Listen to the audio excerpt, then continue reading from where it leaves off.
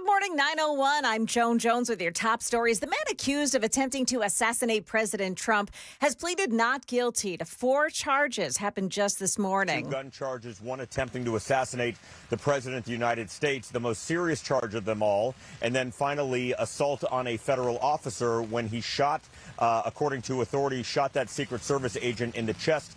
Thankfully, that Secret Service agent is okay. If convicted, Cole Allen could spend the rest of his life behind bars. Today is a preliminary hearing and an arraignment. Interestingly enough, and I'll leave you with this, I mentioned this about 20 minutes ago at the top of the show, that he wants U.S. Attorney Jeanine Pirro and Todd Blanche off the case, arguing that since they are potential victims because they were inside the dinner, it's not proper for them to be on the case. That is David Spunt at Fox News. Tense moments at Clarksville's Robert Clark Park yesterday when a father called police to say that he hadn't seen his 12-year-old son in an hour. Channel 4's Hunter Hoagland picks it up from there. As panic grew, rescue teams searched the water and shoreline, hoping to find that child safe. Thankfully, we are happy to tell you about 15 minutes later, that 12-year-old boy was found at Billy Dunlop Park after drifting down that river on the raft. Yeah, the boy wasn't hurt. He's back home with his family. Got an update on the Greenbrier police officer who crashed his car while on duty early Friday morning.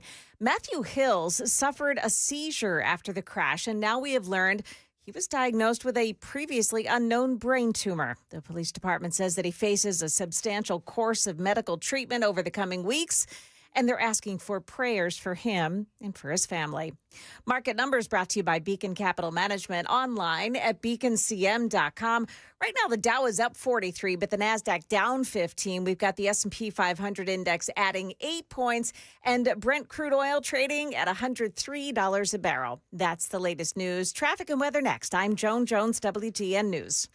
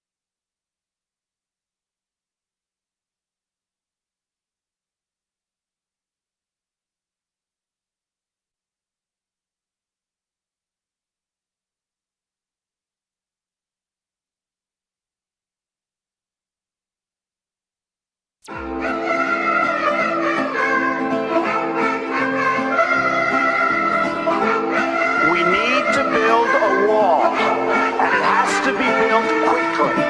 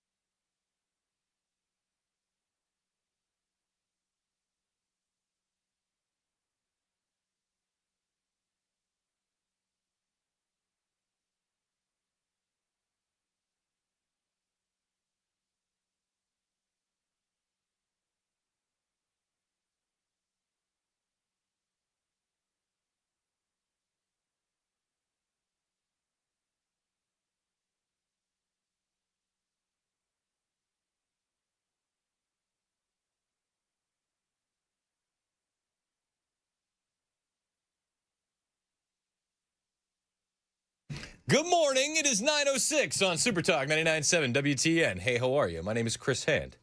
Show's brought to you by our friends at Better Water LLC. You can listen to the show anywhere. All the apps, the FM dial. You can watch us as well. YouTube and Rumble are the big ones. Hit like, hit subscribe. Free to do. Helps us grow the digital footprint of the radio station. And we always appreciate you helping us there. Had an awesome weekend. Really did unplug.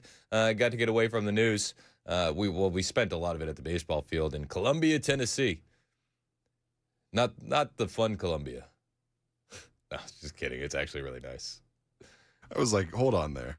No, my daughter actually said, she's like Colombia. Isn't that in South America? I was like, yeah. She's like, it's not good there, is it? I was like, depends on who you ask. Yeah, it depends on what you're getting involved with.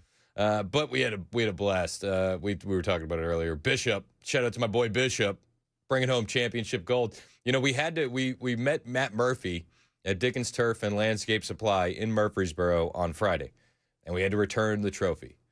And it was a heavy night at the Hand household. Understandably so. We didn't have anything to eat cereal out of. We didn't have anything to eat ice cream out of. You preemptively threw out all your bowls last week. I shouldn't have done that. No, bad idea. Beefaroni doesn't have the same fun when you're eating it out of a paper bowl. Yeah, when the bowl's not gold. It tastes better. It just tastes, everything tastes better out of a championship trophy. So my son, my youngest, said, "Don't worry, Dad, I got you." I didn't take him serious. He's 6, you know, and then you never know. We were very, it was heavy, we were hanging our heads very heavy. And he goes out there, man. First time playing with his team, by the way. Nice. East Coast Sox. These kids are 6. Like, these kids were unbelievable, and they were just. I mean, it was like a little home run derby, and they won a championship at the Bombs for Mom tournament. Very cool. And then the people that put the tournament on, they do a great job for the kids. Like, all these championship banners, championship rings, and huge. It was really cool. And I mean, so we woke up Sunday morning, and my wife is sleeping in, and of course Bishop is always the first one awake. It doesn't matter if he got 2 hours of sleep or 10 hours of sleep. He's going to be the first one up. He beats everybody awake. And I walk down. It's Sunday morning. He's sitting there. Well, he's not. He's just kind of like lounging on the couch, laying down. He's looking at his championship ring. I said, "What are you thinking about, bud?" He slowly looked. He turned to me. He said, "I'm definitely bringing this to school on Monday." So we had an awesome weekend. Mother's Day was fantastic. We have the best mom. I put this on Instagram as well. She checks all the boxes. She's a boy mom. She's a girl mom. She's a homeschool mom. She's a theater mom. She's a baseball mom. She's a pretty hot mom. And we love her to death. But most importantly, she pumps those kids full of Jesus. So we love Virginia. And happy Mother's Day to everybody. Hope you had a great Mother's Day. And I hope you didn't pay much attention to the news. I'll be honest with you. It feels good to unplug sometimes. I tried to. I didn't pay much attention to the news. Did you pay attention to the news? Not at all. It's a very good feeling. I did plug in last night, and when I finally plugged back in, everybody's still yelling about redistricting. I'm like, guys, I thought I was under the impression that conservatives won. So stop complaining. You know, but no, nobody wants to stop complaining. They're going to continue complaining until the cows come home. Scott Jennings, though, one of my faves. He said, "I don't want to ruin your morning." This is like one of the first clips that I saw. He said, I don't want to ruin your morning. He's dealing with all these leftists on CNN. He's like, but we're looking at R+10, R+11 when it's all said and done. Kate, I hate to ruin your morning, but it's going to be more like R+10. I assure you, you will not ruin my morning, Scott Jennings. It's going to be more like 10 or 11, I think, after all of this, because not only do you have the Virginia case, you've got Louisiana redrawing, Tennessee. Let's put up the map if we can there, just to show the redistricting push. We calculate that Republicans have figured out a way to pick up about 14 seats. Democrats is about 6, so that's a net 8. But you haven't. But Louisiana is still yellow. That's going to be another. Yeah, it's all Alabama's another one. South Carolina mayor. We'll see what happens in South Carolina. So the point is, and look, don't take it from me. Washington Post, New York Times, the math and the map totally upended. So just a few days ago, Republicans were in the doldrums about the midterms. Mm-hmm. Now, because of Virginia, because of the redraws after the Voting Rights Act case, you've got Republicans feeling resurgent. The map looks good. The money looks good. The candidates look good. So we actually have a real race here, whereas just a couple of weeks ago, Republicans were in despair. The Republicans still have to win. He's absolutely right about just a couple weeks ago, Republicans in despair. We're looking at the midterm, staring down the barrel. We got high gas prices, which are still going on, and that affects everyday Americans. The war in Iran, it's unpopular, despite what many people on the conservative side of the aisle feel. It's unpopular nationwide. And you look at midterms, and then you look at the historic precedents of the party in power losing seats. The prospects didn't look good. It didn't. And I've had much less heartburn considering the fact that we've been winning these redistricting battles. And I think a lot of conservatives feel that way. We can't let the Democrats get back in power. That's not going to help things by any stretch of the imagination. But the redistricting wars, how they're playing out, it seems like the Democrats are in a bit of a panic. They have the heartburn now. They're stressing, and they're putting on a brave face, and we love it. We love it. They're still screaming things at us. We're racist. We're evil. How could we let the orange tyrant get away with this? But I think at the end of the day, voters are going to be the ones that win, and the people of this nation are going to be the ones that win. And we're not even at full strength yet. Just wait.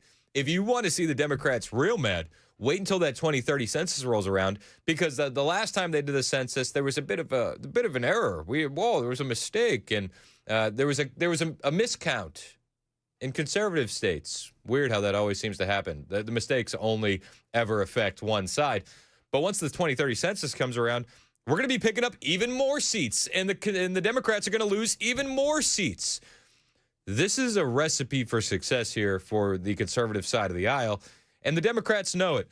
Jim Clyburn, he was on with Fake Tapper over the weekend, and Jim Clyburn, a bit apoplectic when he's dealing with what's happening in South Carolina. You know, Scott Jennings was talking about the map, and if you're watching this on Super Talk TV, you get the video for all the audio that you hear.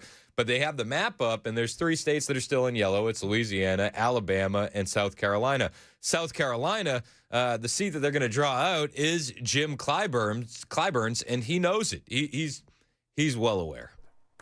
So let's talk about the redistricting wars, the gerrymandering wars more broadly. President Trump kicked off this battle by urging Texas to redistrict and create more Republican-leaning seats last year. Then Democrats decided to fight fire with fire.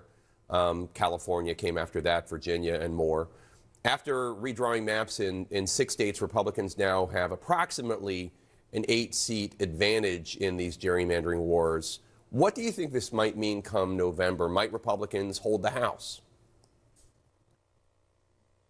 Well, they might, and they might not. They might. They might not. Let's go with his initial gut reaction. They might. They might. No Democrat's going to come right out and tell you that the conservatives are going to hold the House. But the more and more that this redistricting battle goes on, it does look like conservatives are going to hold the House. Because I do believe that the voters in this country are watching very closely, and they are feeling emotionally what the threat is to our future. And I do not believe that the majority of the voters in this country condone and will agree with what President Trump is doing. South Carolina, our delegation, our House, talked with him, the Senate, I guess, on the day before yesterday. But the Supreme Court, 2 years ago, spoke to this district and said it was not unconstitutional. But the president says he wants them to redraw the lines anyway. All I'm going to say to that is be very careful what you pray for. Thanks for the advice. Still going to pray that the conservatives win the House, and I think that's actually a pretty good thing to pray for, because we know what the Democrats are all about: unfettered abortion access, on demand, up until birth. Young children being able to mutilate their bodies at the consent of their parents with Munchausen syndrome. Illegal aliens, mass amnesty. Let's talk about D.C. and Puerto Rico as a state packing the Supreme Court. That's definitely on the table. The Democrats, I will keep praying for this, and Thanks for the advice, Mr. Clyburn. Clyburn is upset. He knows that he is going to be out of a job soon. Elsewhere in the Democrat Party, there's a lot of people upset, from Chuck Schumer all the way down to Timu Obama, Hakeem Jeffries, Apex Shakur, as the left calls him. Rep. Anna Paulina Luna, she had some things to say about Hakeem Jeffries. Because, I mean, this is Mr. Maximum Warfare, don't forget. And Mr. Maximum Warfare all the time, anywhere, any place, anytime. Well, he keeps losing those wars. Isn't that weird? Mr. Maximum Warfare, he just can't seem to put a win or a W on the board. Anna Paulina Luna said, yeah, he talked a big game, didn't he? So we typically don't say the word redistricting during redistricting years because the Democrats will try to loop people in for a lawsuit. But I think that Governor DeSantis, well, was operating within his rights as governor to do this. And as you saw recently, the Virginia map was actually struck down as well. And so I think Florida will be just all right. You know, I was outspent $12 million to 1 in my very first election cycle. They fought really nasty last cycle. But Hakeem Jeffries, you know, he talks a big game. Meanwhile, he literally personally killed the banning insider trading bill that we were pushing that was bipartisan in Capitol Hill. He said, you know, maximum warfare, and then the same evening or same weekend that he makes that statement, there was a shooting at the White House Correspondents' Dinner. And, you know, this type of rhetoric doesn't change anything. But, yes, I happen to be, I guess, a thorn in the side of many national Democrats and their operatives. But I happen to also be wildly popular because I am doing things like taking on Monsanto and pushing voter ID. I mean, Anna Paulina Luna has been a beast. We'll talk about her a little while later when we get into the UFO files. I don't buy it. And Anna Paulina Luna seems to be leaning towards demons as well. So we'll talk about that as the show progresses. Over the weekend, also, Ro Khanna is out there. And Ro Khanna had some takes on redistricting. Donald Trump weighed in on those takes and called it, what was it, Uncle Phil used to say, bovine scatology? The bovine scatology. He didn't say that exactly. He used the real word. Before we play Ro Khanna's comments, Donald Trump said, the sleazebag radical left congressman from the failed state of California, Ro Khanna, should not be allowed on Fox News unless you have an anchor who is capable of disputing his lies one after another and closing down his fake bovine scatology narrative. He's absolutely right. The anchor in question here is Jackie Heinrich, who is no fan of President Trump. These are the comments that he was talking about. Effort. We're still going to win the House. The reason we're going to win the House is gas prices are up, food prices are up. People don't like the fact that we're in a war in Iran. They don't like the fact that the Trump administration hasn't released the Epstein files or held the Epstein class accountable. Listen, for starters, that first, what, 15, 20 seconds? Fair criticisms. And to be honest, criticisms that have come from the conservative side of the aisle, too. But when we know what the alternative is, yeah, we'll take the conservatives every single day of the week. Without question. From here, Ro Khanna goes off the rails. But I was very disappointed in the Virginia Supreme Court overturning an election. And then you have the Supreme Court basically taking away black districts in the Deep South that Dr. King and John Lewis fought for. So this isn't about winning the House. We're going to win back the House anyway. This is about reversing some of the progress we made in the civil rights movement. Oh, it's Jim Crow 11, obviously. Let's talk first about the Virginia Supreme Court. So that was on May 8th, 4-3. They ruled that a voter-approved constitutional amendment for redistricting was invalid due to procedural violations by the Democrat-led legislature. And while they want to point the finger at the Democrat Supreme Court, even the Democrats knew that this wasn't a winning recipe. In fact, there's a lot of infighting between the Democrats on the redistricting. On in Virginia. Yeah, so it was a very close referendum. I think a lot closer than the Democrats expected with all that spending that they plowed into it. But the Virginia Supreme Court determined not that the map was illegal, the process of trying to change the Constitution was done illegally. This was an unlawful process. And the Democrats actually insisted that the Supreme Court of Virginia wait until after the referendum to make this decision. That was their position. And now they're complaining and crying about it, saying, well, why didn't you do something before? Because you told us not to. You asked us not to. The justices respond. And I find it interesting to just point out that earlier in the week, there was a Democratic operative who went on his podcast, and he revealed that internally there's been a lot of angry sniping and recriminations within Democratic circles in Virginia because Governor Spanberger's team, remember, she campaigned saying she wasn't going to do this, and it's the first thing that she did. her team reportedly told the legislature, the Democrats leading the legislature, don't do this. It is going to be susceptible to a legal challenge. We don't think this is going to be legal. And they plowed forward anyway, and they did it illegally, and now they're facing the consequences for it. And so the Democrats knew it wasn't going to pass. The Democrats knew that this was going to fail, and now they're blaming the Virginia State Supreme Court. Hakeem Jeffries actually has a brand new plan on how to deal with the Virginia State Supreme Court. I'll bring you that when we get back. It's 9:21. This is Super Talk 99.7 WTN.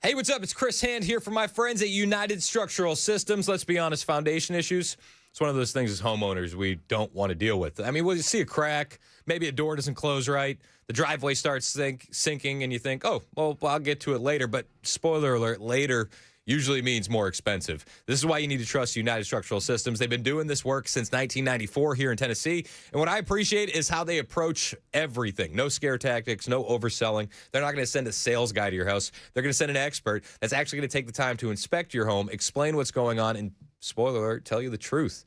That matters. If you don't need repairs, they'll say it. If you do, you'll understand exactly why. They handle everything from foundation repair to crawl space work to concrete leveling, and they do it with systems designed to last. Right now, you can get peace of mind and pay later with 24 months, no interest financing now through June. Don't let foundation problems get worse while you wait. Visit USSTN.com or call 615-488-7855, 615-488-7855, USSTN.com.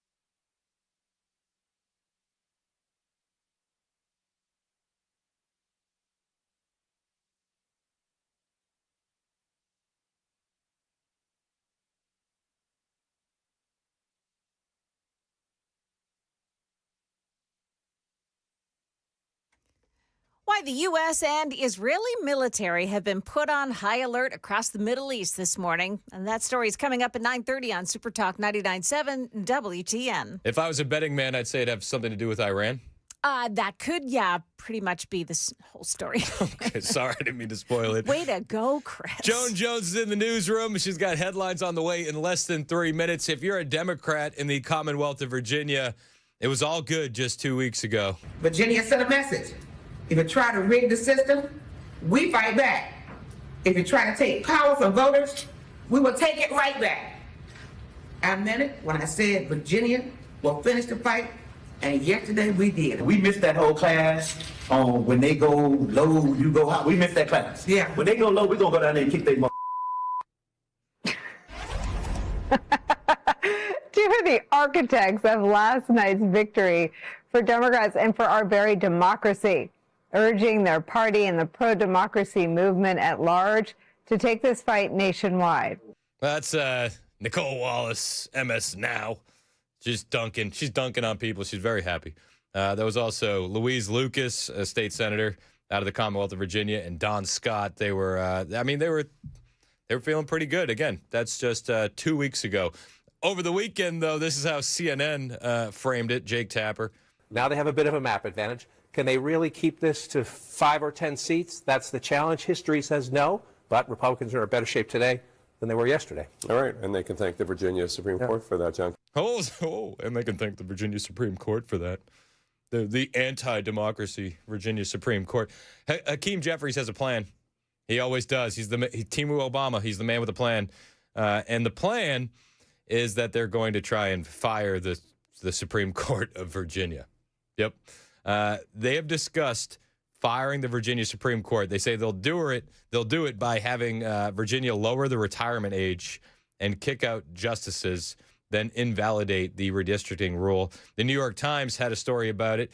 Said Hakeem Jeffries and the Democrats are so furious the Virginia Supreme Court struck down their illegal power grab. They're now plotting to immediately replace the entire court to nullify the ruling. This is the quote from the New York Times. The conversation reflected the desperation and fury that have gripped the party after the state Supreme Court struck down a favorable map that had been ratified by voters. The most dramatic idea they discussed, which would involve an unusual gambit to replace the entire state Supreme Court with the goal of reinstating their gerrymandered map. Drew mixed reaction on the call, said the people, and it was not clear that it would be viable or palatable to Governor Abigail Spanberger and the Democrats in the Virginia General Assembly. Well, remember, Abigail Spanberger, she's the moderate Democrat, right? She's very moderate. So this might be too extreme for the woman that has put a tax on basically everything up to and including taxes and allows illegal aliens to roam around her streets and with impunity. This might be too radical. It wouldn't shock me if they did it. Would this be considered pro-democracy? Is this what democracy looks like? On the way, we'll continue talking about the redistricting efforts. AOC weighed in on Tennessee. She had some things to say. We'll bring it to you when we get back. It's 9:30 on Super Talk 99.7 WTN.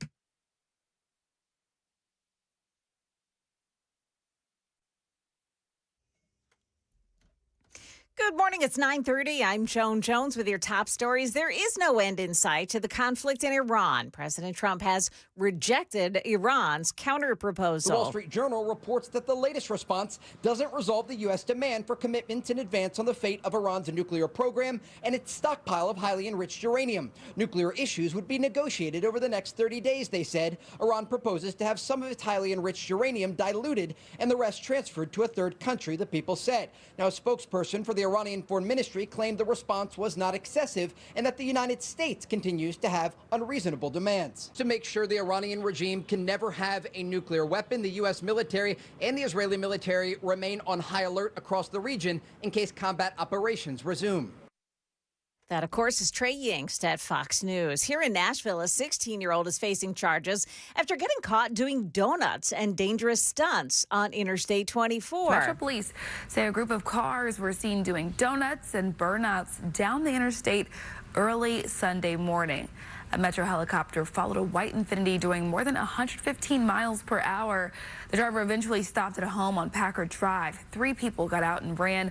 The 16-year-old is facing charges in juvenile court. And that is Channel 4's Danielle Ledbetter. 2 girls, ages 13 and 15, were also in the car, and they were arrested too. Social media personality Chud the Builder was arrested at a Nashville restaurant over the weekend. His real name is Dalton Etherly. He was asked to stop live streaming and to stop being disruptive while having dinner at Bob's Steak and Chop. Well, Etherly walked out without paying his $400 bill. That's when police were called in. He's being charged with disorderly conduct, resisting arrest, and theft of services. That's the latest news. Weather is next. I'm Joan Jones, WTN News.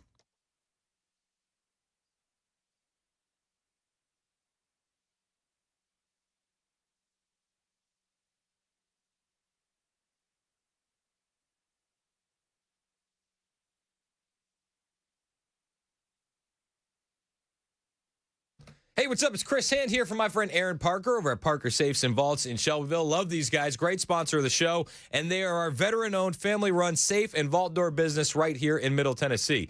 And let's be honest, a lot of us want a safe, but we don't know where to begin. We have to figure out which one to get, where to put it, where to buy it, how to get it installed, all these questions. Well, Aaron and his boys are going to help you take care of all of that. For starters, they have a dedicated YouTube page, Parker Safes on YouTube. You can search them up.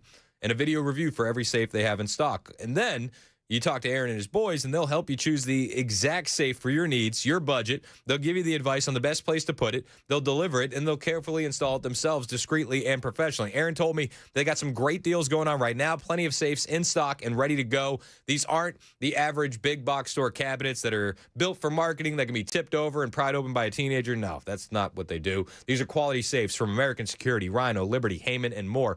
Don't put it off any longer. Call my friend Aaron Parker today, 931-842-6445, 931-842-6445. It's Parker Safes and Vaults. And when you mention the Chris Hand Show and you buy a safe, you'll get a free pistol safe while supplies last. ParkerSafes.com.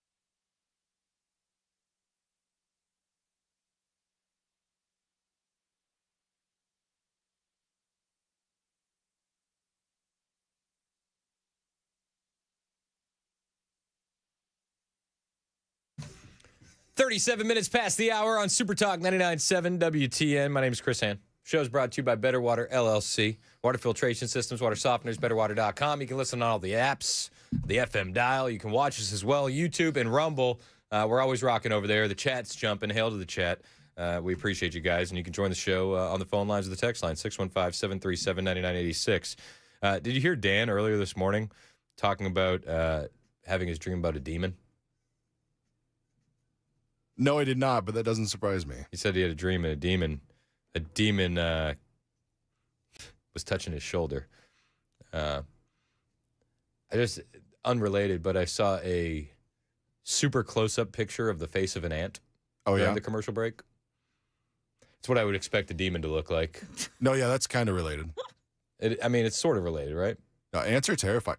Bugs close up are terrifying. Not a fan. They don't look threatening from our height.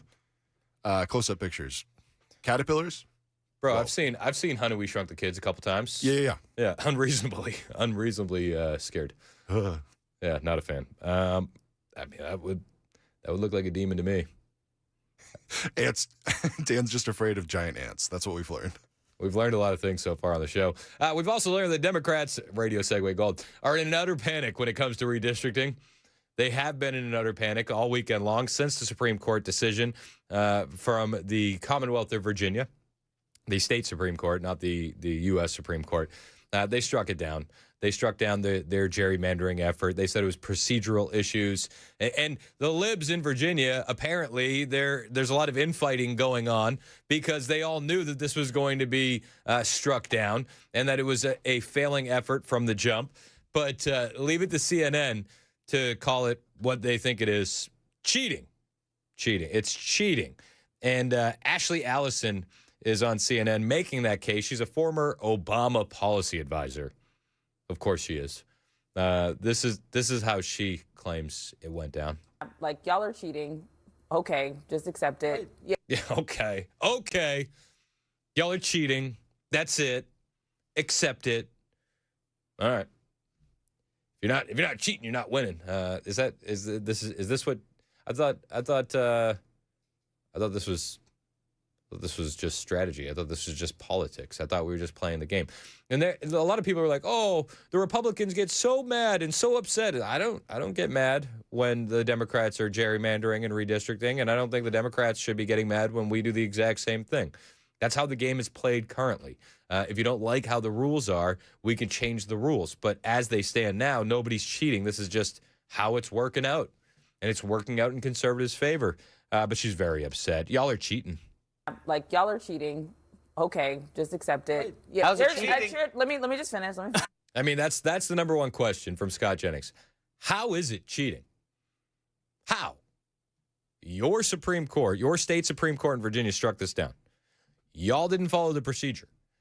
Where's the cheating? Where does the cheating come into the equation? Hold on, she says. I'll explain it.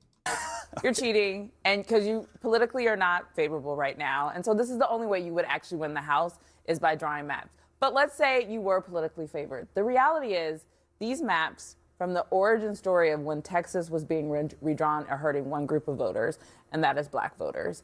Black voters were losing power in Texas. The Voting Rights Act was gutted. And there's the talking point again. You can't say the Voting Rights Act as a Democrat without having it be followed by gutted.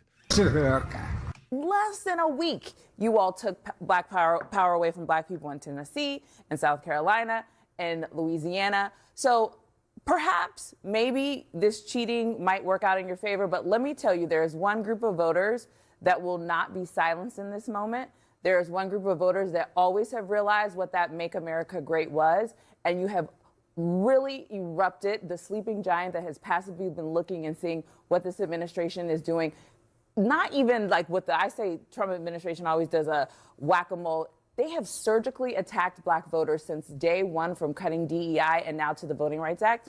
And I want to see what they do in November. Yeah, black people would never vote conservative, right? No. We're removing all the black power. How dare they? Is this real? She has no substance in any of her talking points. She just yells cheating. She yells racism, and she expects a lot of Democrats to follow suit and agree with her. You know what? They do, actually. It's weird. It's a shame. This is what low IQs look like in real time. Just sounds like a sore loser. Did anybody lose their right to vote? No. I don't think so. Are we systematically eliminating black power? No. In Tennessee, I mean, how racist do you have to be to gerrymander a white man out of a congressional seat? How about come to the table with better ideas? How about come to the table with ideas that will win you elections? Instead of, amnesty for illegal aliens, abortion on demand, chopping off the bits of little children and telling people that it's progress and stunning and brave. I mean, if you came to the table with reasonable ideas instead of radical policies and more taxes, maybe you'd win elections. Maybe. They don't want to come to the table with reasonable ideas. They'd rather scream racism and scream cheating. But it wasn't cheating. Jonathan Turley, particularly on the Virginia Supreme Court case, he's like, guys, this is ridiculous. Well, I wrote about this, not because I think that it's likely to succeed, but this sack and pack proposal really captures this age of rage. It captures the fact that now many on the left are saying that we will win by any means necessary. And this is a very important issue for Hakeem Jeffries. He's very unpopular with most people in the country, but he hopes to be the next Speaker of the United States. But in order to do that, he's got to engineer a majority. He's got to get Democrats there in the House to vote for him. And that's going to be a tough sell, and it's going to be even tougher now. He went on to say that Hakeem Jeffries is very unpopular. The public needs to understand that many of these same voices have been saying publicly that they will pack the Supreme Court as well. As soon as they take power, many Democrat pundits and politicians have said that they want to pack the Supreme Court and create in an instant a liberal majority. Yeah, I mean, this goes back to the nuke the filibuster conversation. If the Democrats ever regain power in the House and in the Senate, they will absolutely nuke the filibuster. They won't waste a moment of time. And I wish that the Republicans had the same energy in the same fight that the Democrats do. They don't. For whatever reason, Leader Thune has been dragging his feet on this, and it's infuriating. Imagine how much more we could gain if we passed the Save America Act and we limited the instances of cheating by the Democrats in these elections. I mean, it would be awesome. He said another thing there, Jonathan Turley did, the age of rage. And the age of rage will continue until morale improves. Mark Elias was on MS Now. We don't say MSNBC. That's dead naming. We don't dead name on the Chris Hand Show between 9 and noon. But he's on MS Now, Mark Elias. He's an election lawyer. And he's losing his mind because he knows that the MAGA base, the conservatives, the Republicans are winning the redistricting wars. I've not heard you this angry in a long time. Just share with how this scrambles your workload. Nicole Wall, I haven't heard you this angry. Mark, it pains me to hear you this angry. Mark, we don't want you this upset. Look, I mean, in the end, here's why I'm angry. In the end, Democrats are still going to take control of the House. Sure. Okay. Sure. That's the good news, right? In the end, I think. I mean, if that's the case, why are all these Democrats gnashing their teeth and thrashing around in a violent rage? Democrats still could win the Senate. In the end, politics will be politics. But the reason why I am so angry is because the Supreme Court of the United States chose to strike down a law that was passed in 1965, that Congress was in dialogue with the court, over in the 1970s and 1980s. And for the last 40 years, we have lived under a set of principles that all players have accepted as a fair, level playing field. And then a group of white Louisianans decided to challenge a map, and the U.S. Supreme Court ordered the parties to argue a case that none of the parties wanted, which was whether the Section 2 of the Voting Rights Act was still in effect under the right test.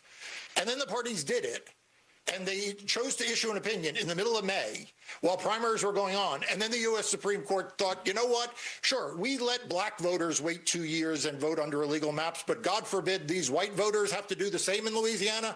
Here's a white man telling everybody what black people think again. Weird. I know many black conservatives that are very happy about this. I thought we were a colorblind society.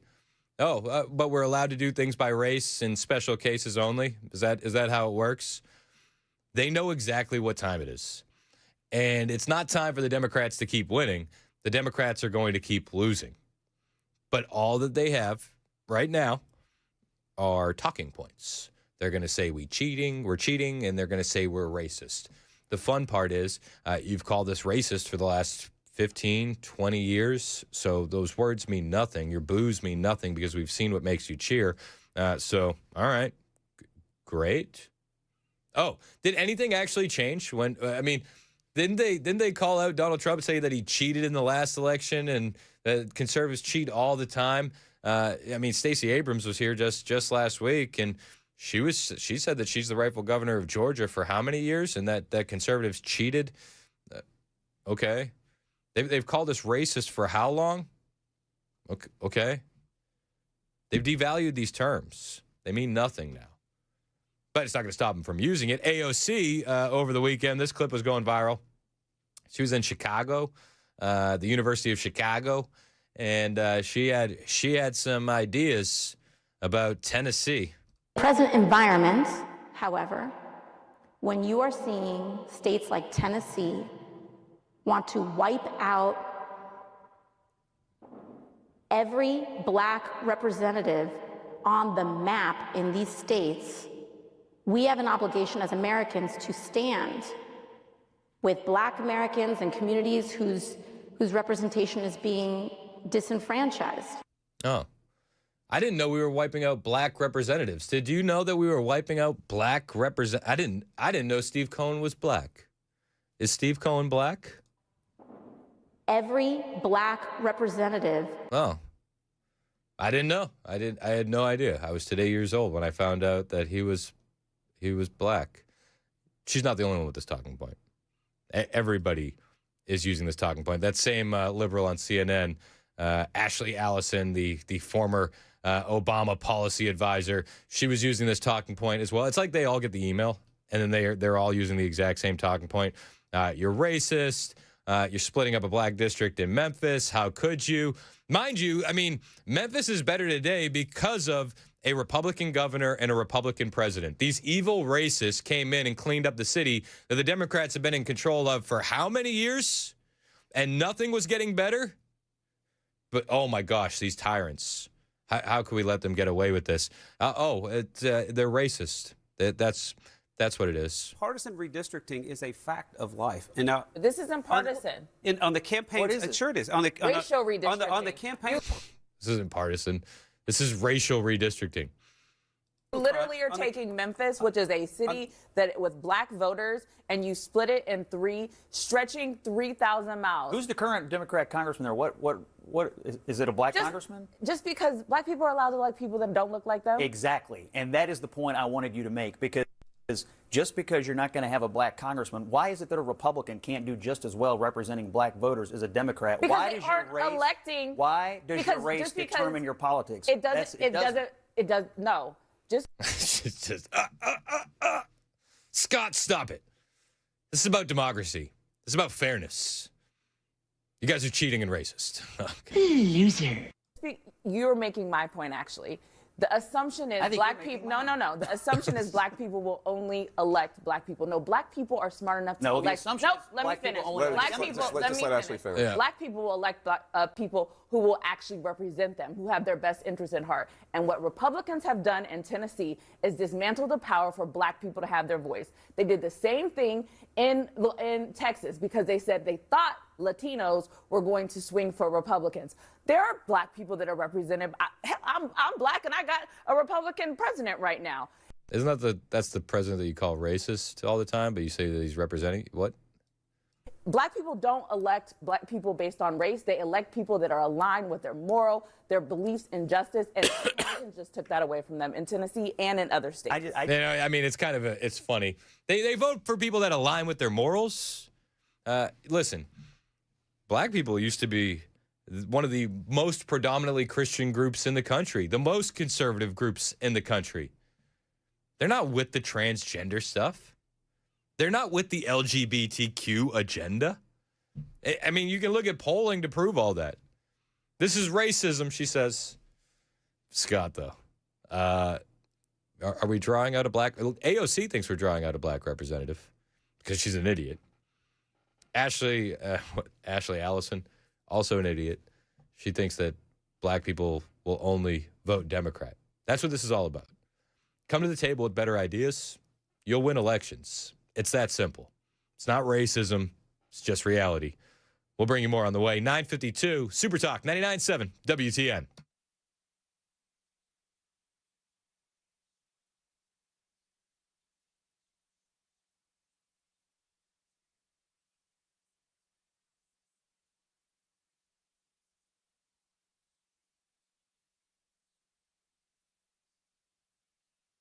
Hey, we're heading into the summer, and if your house is not as comfortable as it should be, it's probably the best time to call my friends at Busy Bee Plumbing, Heating, and Cooling. Hey, what's up? It's Chris Hand for Busy Bee.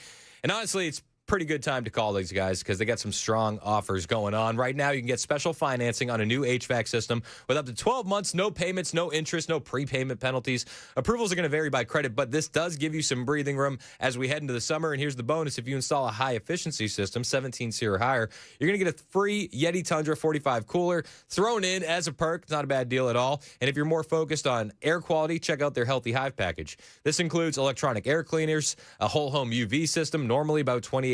Right now, you'll get it installed for $2,299, and they'll even handle the TVA rebates for you, so you're going to save even more money on top of their discounts, and you're not going to have to do any of the paperwork. We're talking up to $800 back on mini splits, $500 to $800 on heat pumps, $50 back on an AC tune-up. And if you've got plumbing issues, well, they got deals there too. $300 off whole home drain repipes, $500 off water distribution repipes. So whether it's heating, cooling, plumbing, Busy Bee's got you covered. Give them a call today, 615-775-7833, 615-775-7833, busybeehvac.com.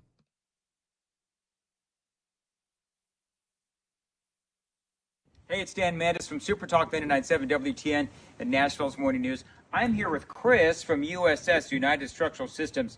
He's checking out my basement, my foundation, my crawl space to see if there's anything wrong. Fingers crossed.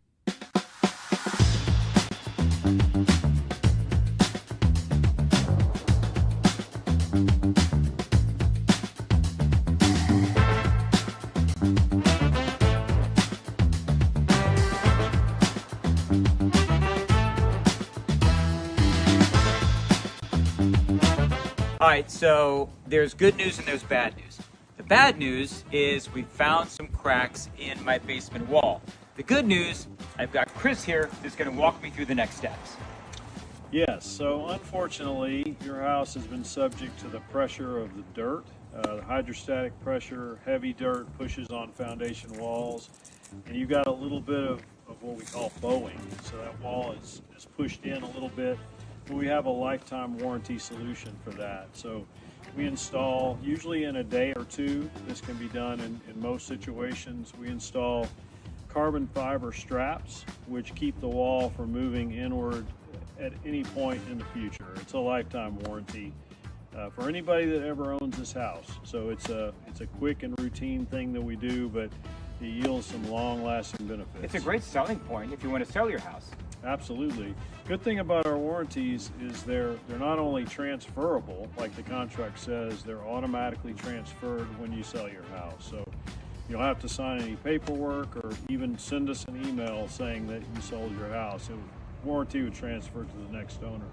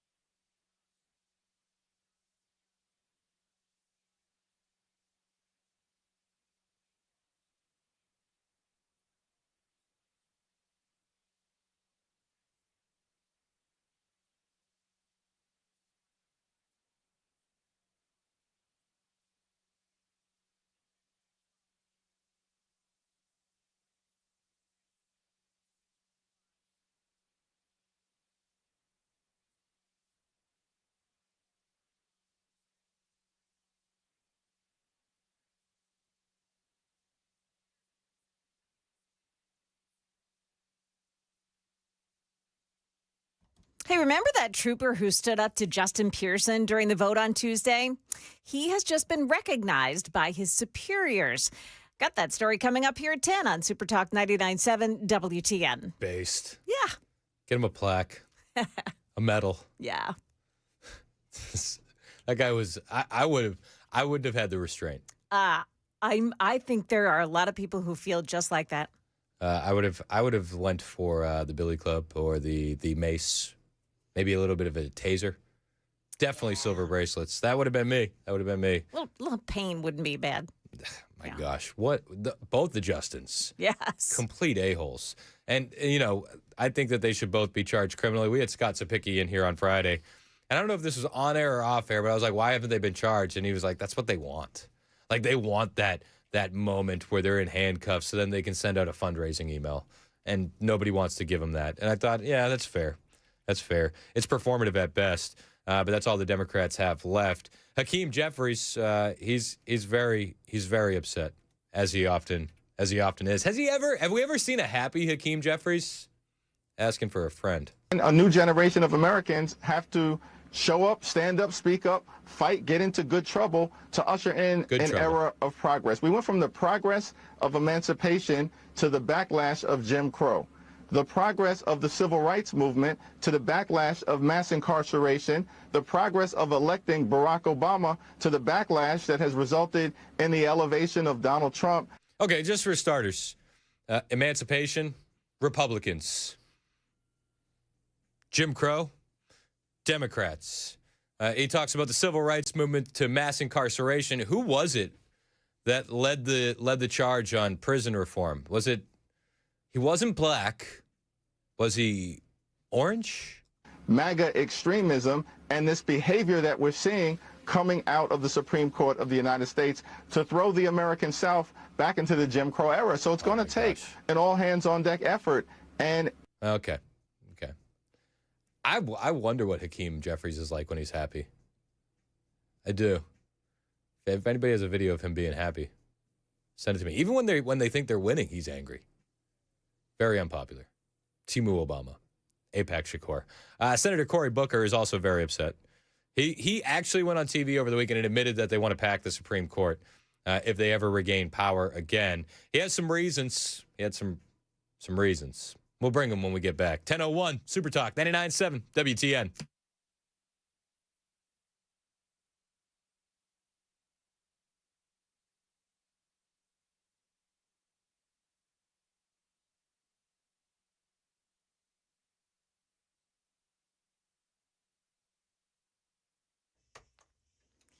Good morning, 10:01. I'm Joan Jones with your top stories. The man accused of attempting to assassinate President Trump has pleaded not guilty to 4 charges this morning. 2 gun charges, 1 attempting to assassinate the President of the United States, the most serious charge of them all. And then finally, assault on a federal officer when he shot, according to authorities, shot that Secret Service agent in the chest.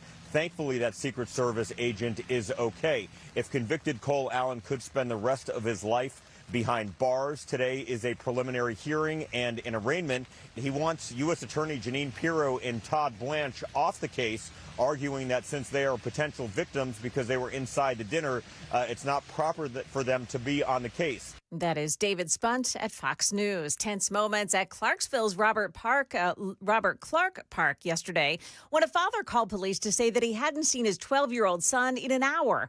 Channel 4's Hunter Hoagland picks it up from there. As panic grew, rescue teams searched the water and shoreline, hoping to find that child safe.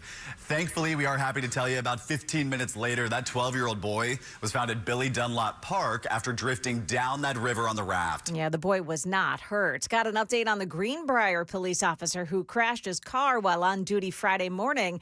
Matthew Hills suffered a seizure after the crash, and we've learned now that he's been diagnosed with a previously unknown brain tumor. The police department says he faces a substantial course of medical treatment over the coming weeks.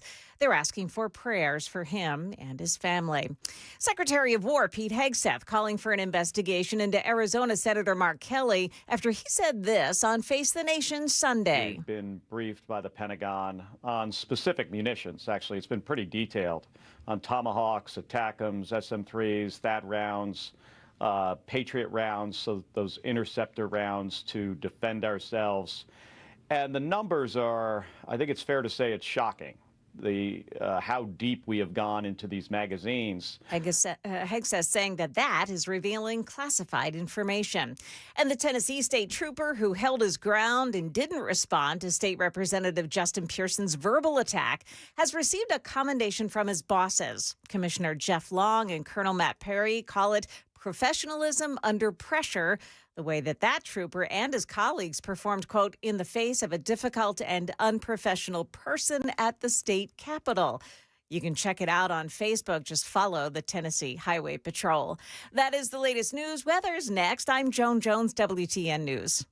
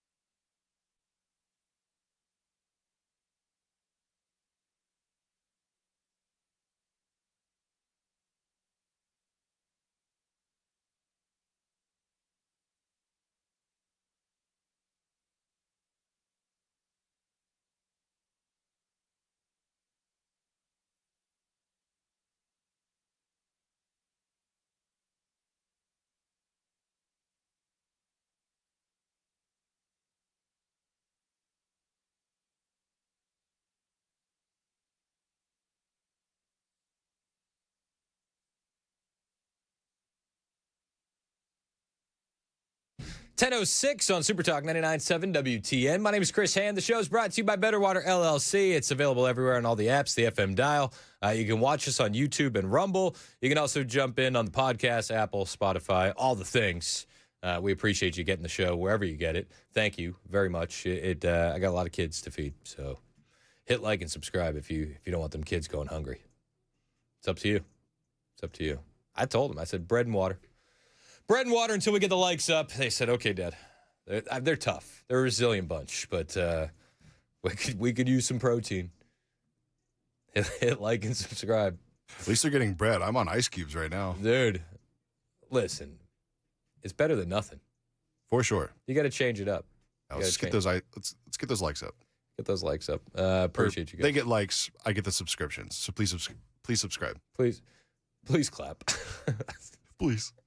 We've been talking about the redistricting stuff. I mean, I think that was like the biggest topic over the weekend on the Sunday morning shows. The Democrats are gnashing their teeth, losing their minds, and whenever that happens, it usually is because Republicans are winning. They're calling us cheaters. They're calling us racists, and those words hold no value anymore because you've overused them. You have overplayed your hand. And what used to make Republicans shriek and shrink back in horror oh my gosh, how could somebody say that to me? Now it just doesn't matter. Like, great, cool, moving on. But the Democrats are still saying out loud what their plans are should they ever get in power. Senator Cory Booker, who is without a doubt a presidential hopeful when it comes to 2028, he's got a lot of fight. He's one of the tough ones. He's one of the good ones, as they say. They make good trouble. Spartacus over here. He was on Meet the Press with Kristen Welker over the weekend. And once again, he said out loud what so many Democrats before him have said, that if they take control, the Democrats, they're going to nuke the filibuster. They're going to pack the Supreme Court. This is Senator Booker. This decision has revived the debate within the Democratic Party about potentially adding more seats to the Supreme Court. Would you, Senator, support an effort to add more seats to the Supreme Court, to expand the court? Well, remember, there's a corrupt shadow hanging over the Supreme Court. Some of these same members that are voting on decisions like this are accepting gifts from billionaires. We have RVs, lavish vacations. It's a corrupt court. The highest court in our land has the lowest ethics laws. Okay, got it. We're all corrupt. Everybody's corrupt. He's talking about Clarence Thomas, obviously. There has been stories about some trips, some vacations, some real estate help. But let's be perfectly honest, none of this stuff is isolated to conservatives. Sonia Sotomayor, she earned millions from book deals, My Beloved World, and children's books, where they say her staff was actively pushing these books on school libraries to buy copies. Hundreds of thousands spent in some cases. Is that not an issue? Ruth Bader Ginsburg took a bunch of trips. She went to Israel, funded by a billionaire with potential interests, accepted expensive gifts like an opera costume. That was never an issue. Stephen Breyer, Antonin Scalia, and others logged hundreds of subsidized trips from private sponsors. Ketanji Brown Jackson, just recently, she was getting her Beyonce tickets. She went to a dance party with Beyonce. Others got university gifts, skybox seats. This is a Supreme Court thing, not a conservative liberal thing. But Cory Booker doesn't want you to know that. Number two is that the Supreme Court clearly within our power. I lead one of these pieces of legislation with Senator Whitehouse and others to give term limits to Supreme Court members. That could go a long way in curing this. The Supreme Court desperately needs reform. It is a corrupt court. And in my opinion, it is a court that needs reform, and I will continue to lead on those things. Did they call it a corrupt court when they didn't rule in favor of Trump's tariffs? You know what I mean? Like, this is just a talking point when they rule against the Democrats. When the conservatives win out, then they go off the reservation. They say these guys are evil. They need to be stopped. But when the Supreme Court rules in their favor, well, then this is what democracy looks like. Okay. So they're only upset when they make the wrong decision in their eyes. Okay. Do you support, though, adding additional seats? Is that something you would back? I want this court reformed from its ethics to having people stay on there well into their 80s or 90s is very problematic. There are ways we can reform this court. But as a precursor to that, it means changing Congress, because this Congress, even when the Supreme Court said in Rucho versus Common Cause that partisan gerrymandering was anti-democratic, the vote in the Senate and the House was along party lines. Republicans supporting partisan gerrymandering and every Democrat saying we should end this. If we want change to what the Supreme Court is doing, we have to change Congress. Because they can't nuke the filibuster without it. Let's be honest. I mean, read between the lines. The precursor is changing Congress. Well, if you change Congress, what are you able to do? You're able to nuke the filibuster. This is one of the reasons why I would love to see the same fight that we've seen from conservatives on the redistricting wars, from conservatives in the Senate, and get that filibuster nuked. Imagine if we nuked the filibuster 3 months ago, where we'd be today. You know, Tim Burch had said a few weeks back that he thinks that Thune is dragging his feet on Save America. That way it won't be implemented in time. There's probably a lot of truth to that. John Cornyn, one of Thune's buddies, was actually retweeting over the weekend Republicans Against Trump, a Twitter account. Like, that's who these guys are.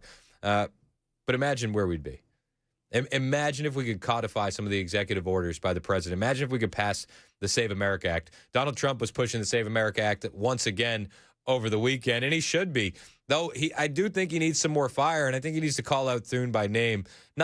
He's done it a little bit, but he needs to go scorched earth on these guys. Like, enough is enough. Imagine where we'd be if every state in the nation had to have voter ID. Imagine, just for a second, if you had to prove citizenship to register to vote. States like California and Illinois and Minnesota and New York, I think, would have some serious problems. Anytime you have mail-in voting, you're going to have a rigged election. Anytime you're not using voter ID, the Democrats don't want, they're fighting us on the Save America Act. Anytime you don't have, when somebody says we don't want voter identification, that means they want to cheat. Then they say we don't want citizenship, we don't want proof of citizenship. They don't want it to be a part of the voting process. And yet, when it comes to voting, the interesting thing is 97% of the Republicans want voter ID. But if you add the Republicans and the Democrats together, 86% want. Jimmy Carter, I mean, I wasn't a big fan of him as a president, but Jimmy Carter had a committee that was set up, and along with Scoop Jackson, some very respected people. And the primary finding of the committee on the election stuff, primary finding of the committee was can't have mail-in voting, it's crooked. Yeah, I mean, a lot of this stuff is common sense. I mean, at the end of the day, we all know it's helping them cheat in elections. I mean, on the other side of the coin, though, if we nuke the filibuster, we can stop these endless BS shutdowns that are hurting the American people. The DHS shutdown, I mean, it's over now, but we got another one looming. Secretary Mark Wayne Mullen was talking about it over the weekend on Fox News. He sat down with Laura Trump, and he said that the Democrats will keep shutting the DHS down because they want chaos. In fact, the chaos actually helps them as they head into the midterms. With this anti-ICE messaging, do they not really understand the magnitude of what they're proposing? You can't make sense out of crazy, other than the fact that you can make the assumption, and I'm making the assumption, that they want disruption, they want chaos. And so you just have to make the assumption that the American people, especially those that fall underneath them, will wake up and say that's not what we want, because the only thing that keeps us from achieving success is the limitations we put on ourselves right now. With this anti-ICE... The only thing that stops our success is the limitations we put on ourselves. Again, if we nuke the filibuster, we wouldn't have to deal with this BS. We just wouldn't. Now, maybe we gain some more seats. Maybe we don't have to nuke the filibuster come the midterms. Maybe we grow our majority. But it's still going to be a dogfight in there, at least until 2030. I'd mentioned this earlier, but I think it's important to point out the upcoming census is going to be a big deal. And I hope and pray that they're not going to be counting illegal aliens, but they might. Either way, it looks like the Republicans are going to pick up some major victories when that 2030 census rolls around. I know it feels like it's far off, but it's really not. This is just 4 years out. And they were talking about it on Fox News over the weekend. When that census comes, this could be the end of the Democrat Party as we know it, and at least the end of a lot of power concentrated in some of these states like California. 2020, and deprived red states of 6 to 10 seats because of a miscount that disproportionately hurt red states. They admitted that they got that wrong. Isn't it weird how these miscounts in the last census, it hurts Republicans? Anytime there's like a happy little accident, hashtag Bob Ross, it's only conservatives that are harmed by it. These happy little accidents never seem to happen to the Democrats. Can you name one happy little accident that has happened that has favored Republicans over Democrats in the last 20 to 30 years? Anybody? I'd wait, but we'd be here all day. And then we're stuck with the wrong count for an entire decade of math. That seems crazy it's BS. To me. So I think some of this could actually get worse for Democrats in terms of the math. After 2030, if the Bureau does its job this time correctly and counts correctly, people are leaving. To our previous conversation, they're leaving these blue states and moving to red states, so the places fighting back are going to be losing representation because of their own failed governance. He's absolutely right. If you're watching this on Super Talk TV, you'll also see a massive map that kind of lays out the vision of where they think it's going to go with seats and appropriations after this 2030 census. California loses 4 seats. Idaho gains 1. Arizona gains 1. Utah gains 1. Texas gains 4. Florida gains 2. Georgia, North Carolina gain 1. Minnesota, Minnesota, Illinois, Indiana all losing 1. Pennsylvania loses 1. New York loses 1. Rhode Island loses 1. It's going to be a bloodbath for the Democrats. Electorally speaking, you know, they like to take things out of context there. This is a big win. It's going to be a big win. And if we keep pushing on the redistricting wars, the sky is the limit on how much of an advantage we can get. This is what politics looks like. They're going to claim it's cheating. They're going to claim it's racism, and they're going to ignore all the other stuff like the happy little accident in the last census. They're going to fight tooth and nail to be able to count illegal aliens in this upcoming census as well. Make no mistake about that. That is part of their game plan. They need it. And we've heard them on how many occasions say just that. There was a New York representative who, this was like last year, 2 years ago, when she was like, I want illegal aliens in my district. I do. We need it. We need it for the seats because their heads get counted in things like the census. Why do you think they've been encouraging this? Why do you think they've been fighting against ICE?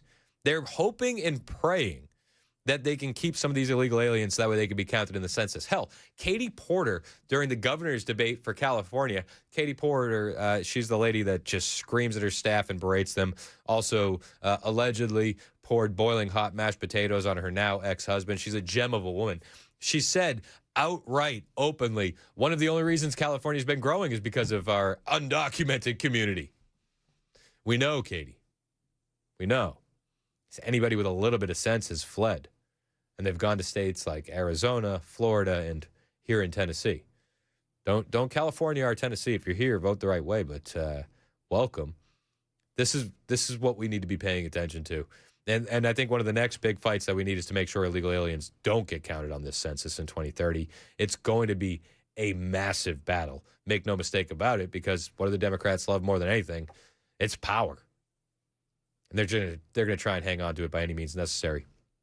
On the way, let's talk about Spencer Pratt. Have you seen some of his ads? Well, I guess it's not even his ad. It's an attack ad against him. They put out an attack ad against Spencer Pratt that, I kid you not, he could literally just tag on the end of it, I'm Spencer Pratt and I approve this message, and it's like an ad for Spencer Pratt to become mayor of Los Angeles. I'll bring you that when we get back. Lots to get to, a little bit of time. 10:21, it's Super Talk, 99.7 WTN.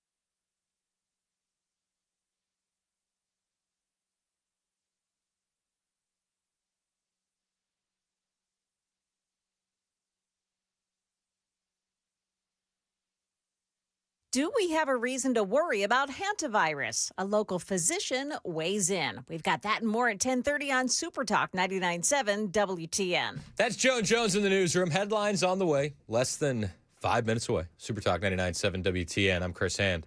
Show's brought to you by Better Water LLC. So this is, I love this. This is an attack ad against Spencer Pratt for mayor in Los Angeles. And I just think it's important to point out. There's so much that can be learned from conservatives, especially here in Nashville, as we got Freddie O'Connell running again. Mayor Freddie, he's the greatest. Everybody's like, eh. There's a collective meh over Freddie. I think the liberals included, as they see their property taxes go up. But I think there's a lot that can be learned from the Spencer Pratt campaign in California that could be replicated or duplicated here in Tennessee and in Nashville in particular. But we actually spoke a lot about it on the podcast over the weekend, Mostly Peaceful with myself, Mandis, and Murphy, if you want to go check that out. We got some good views on it over the weekend. So we were grateful for you guys checking that out. The podcast is now sponsored by Wally's Bean Machine. Let's go. Wally'sBeanMachine.com. Does your office hate you? Well, if you don't have Wally's Bean Machine in there, chances are yes. If they love you, Wally'sBeanMachine.com. We love it. Highly worth the investment. It gets me going. So many more smiles in the day. Gets the people pumped. My kids used to be excited about coming into work because we would usually go to In-N-Out after. It's kind of been our thing for the last couple times. Now they're excited to come in and get some of that hot chocolate from Wally's Bean Machine. And I can't blame them. It's good stuff. I can't either. This is good stuff. Radio segue gold. The leftists in California delivered a devastating attack ad against Spencer Pratt. You ready for this?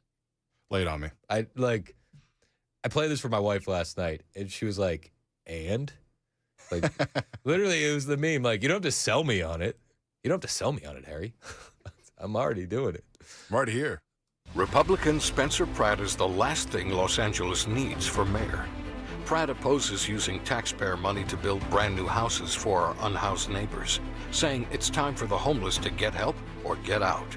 Pratt thinks LA needs thousands more police officers rather than more social workers, and Republican Spencer Pratt thinks public employee unions should have less power, not more. LA is on the right track and needs to stay the course. Vote no on Republican Spencer Pratt. I'm Spencer Pratt, and I approve this message. What the hell are they thinking? Like, every Democrat talking point is in there. Spencer Pratt doesn't want us to have government-funded crack houses for our unhoused neighbors. Like, duh. Like, honestly, what are we doing? Spencer Pratt wants less social workers and more police officers. Oh, the horror.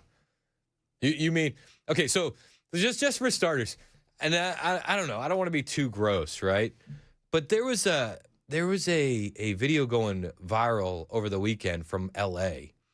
where one of these low-income unhoused neighbors had a samurai sword and almost chopped off some dude's arm. And, like, there's blood everywhere. And you know what I thought to myself? And I'm sure you would think the same thing. If only there was a social worker there that could have helped him. You could have talked him off the ledge. I mean, dude, what are they doing? Like, this is... I had to double-check that this wasn't a parody.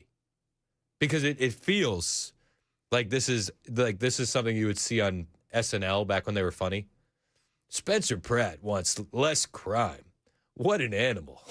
Republican Spencer Pratt is the last thing Los Angeles needs for mayor. Pratt opposes using taxpayer money to build brand new houses for our unhoused neighbors. What could go wrong? What could go wrong giving a fentanyl zombie a brand new home? Saying it's time for the homeless to get help or get out.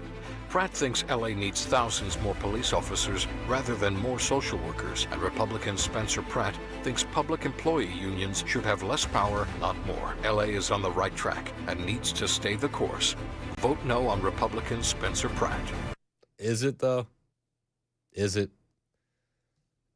Again, all you need to do is attack this stuff with common sense. That's it. And that's what Spencer Pratt has been doing.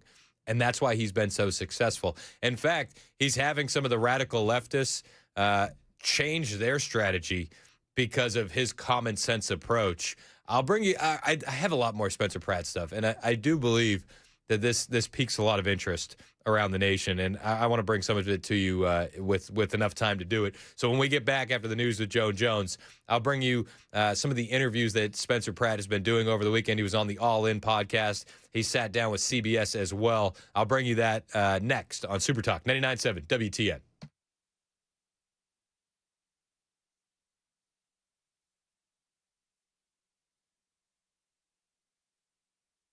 I'm Joan Jones with your top stories. One American who was evacuated from the hantavirus-stricken cruise ship has now tested positive for the virus. Another is showing mild symptoms. ABC's Victor Akendo says they're at the National Quarantine Unit now in Omaha, Nebraska. The American who tested for the Andes strain of the virus is being treated by the university's biocontainment unit. The CDC initially announcing there will be no mandatory quarantine for those who aren't showing symptoms. They will be allowed to either go home and self-monitor for 42 days or stay at the quarantine center. Those remaining Americans among the last group of passengers allowed to leave the Dutch cruise ship, red military buses then carrying them via police escort to the airport. They were then sprayed with disinfectant before boarding the plane. Meantime, former Senate candidate and Nashville physician Manny Sethi telling Nashville's Morning News whether we have something to be worried about.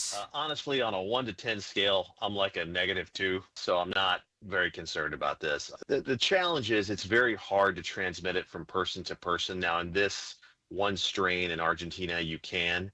But for that reason of the difficulty in transmission from person to person, it's not going to spread far or wide. Other news, still no ID on the person who walked onto an active runway at Denver International Airport on Friday. That person was struck and killed by a departing jetliner. Frontier Flight 4345 was on its takeoff roll at Denver International Airport when the crew radioed the tower. There was an individual walking across the runway. The unidentified person was struck by the plane and killed. Perimeter fences meant to prevent this kind of thing are not perfect. It's really there to be a delaying action to allow the airport personnel to respond if somebody tries to get on the airfield. Aviation specialist Jeff Price, 12 passengers suffered minor injuries during the evacuation of the plane. Jim Ryan, ABC News. That is the latest news. Weather is next. I'm Joan Jones, WTN News.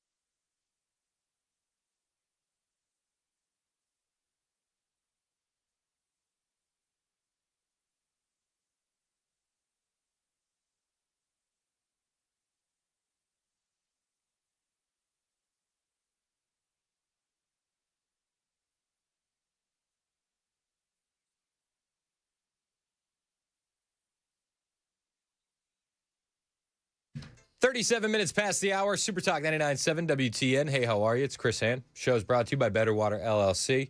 Water filtration systems, water softeners, betterwater.com. I got a text on the text line, 5411. Said, we need a Spencer Pratt for Nashville. Amen, we do. Amen. And anybody that's thinking about running for mayor, you can learn a lot from this campaign. Like how to just piss off Democrats into telling the truth. I mean, the ad, I feel like I have to play it again because this is a real ad running in Los Angeles.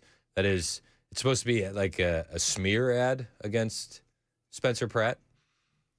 But I was like, you don't have to sell me on the guy. I already like him. Republican Spencer Pratt is the last thing Los Angeles needs for mayor. Pratt opposes using taxpayer money to build brand new houses for our unhoused neighbors, saying it's time for the homeless to get help or get out. Pratt thinks LA needs thousands more police officers rather than more social workers. And Republican Spencer Pratt thinks public employee unions should have less power, not more. LA is on the right track and needs to stay the course. Vote no on Republican Spencer Pratt. I mean, it sounds like an ad for Spencer Pratt. And he was doing the interview circuit all weekend long. He was on the All In podcast. He also sat down with CBS this morning for an interview. And on CBS, they tried to compare him to Zohran Mamdani, which I thought was odd. I mean, I don't know, like what? Because he's capturing hearts and minds, like a little bit of a lightning in a bottle kind of situation. Is that? I mean, I think that would be like where the comparisons would end. But this is what it sounded like. Speaking of socialists, many have compared you to Zohran Mamdani. In the sense, I mean, your politics are obviously very, very, very different, but in the sense that you've really harnessed the power of social media to get your message out. What do you think of that comparison? You know, the one thing I connect with is I know he promised his voters, like, the subway will be free, and I'm promising my voters the metro buses, the metro trains, they will be free from urine, feces, stabbing, attacks. So that's kind of similar. We both had free things for public transportation, but.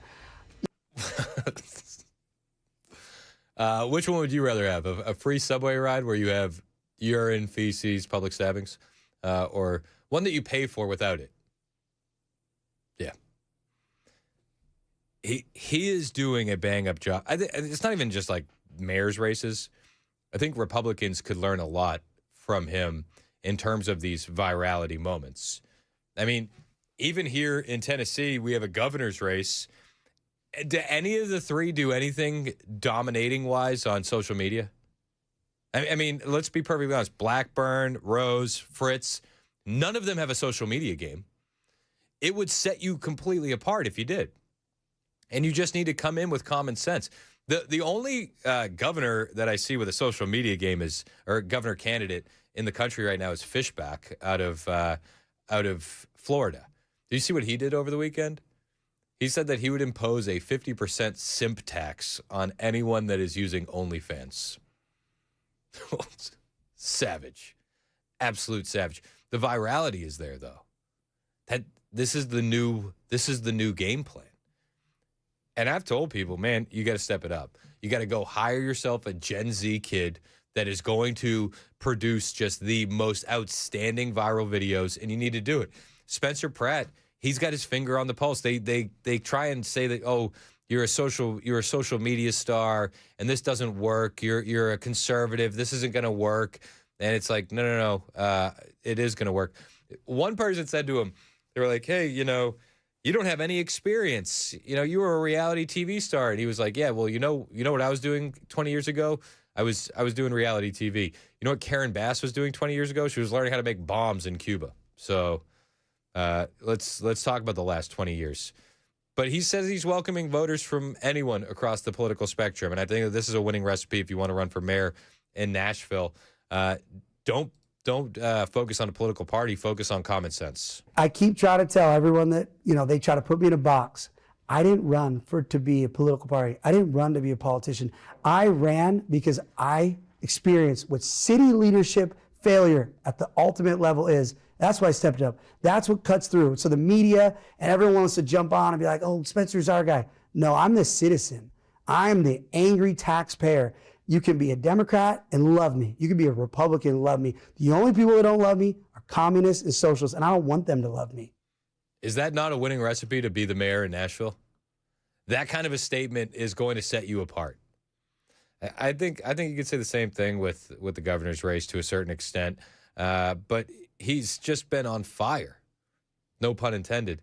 He dropped an ad yesterday that the Democrats have absolutely no response for, and it was a Mother's Day message, and it's one of the most powerful ads of the year. They're calling it because he's just focusing on how awesome his wife is and how him and his wife and his 2 children are now living in a trailer on their burned down property because Karen Bass has made it impossible for them to rebuild.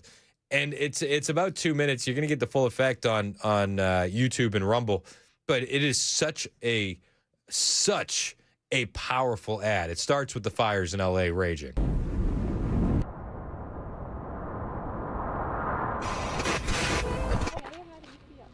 Is this the house? It is. How do you get it out? And it shows his 2 boys walking up to their property, and one of them says, "Is this the house? Is this our house?" And you see his wife by his side the entire time, Heidi. I want to go in the nursery. Heidi and I have been through hell together. My bad.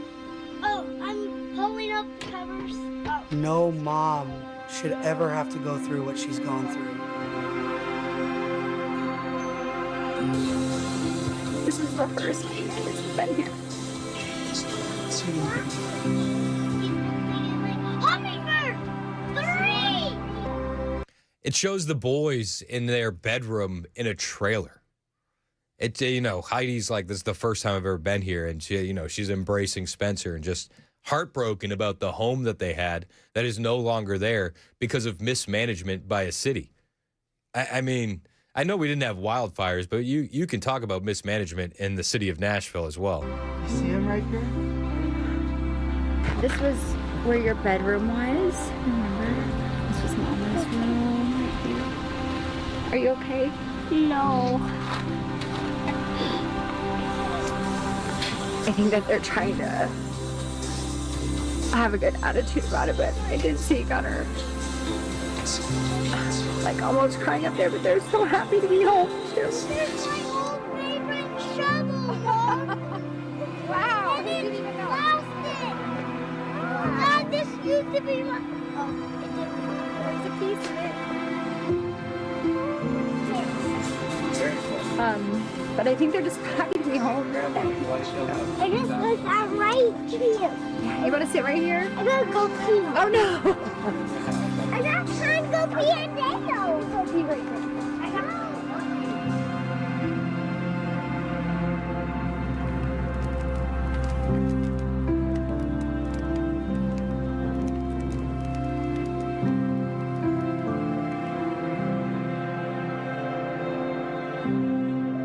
During the video, they're all sitting around a campfire. They're roasting marshmallows. And it pans to Spencer, who's sitting there kind of stoically watching all of this transpire.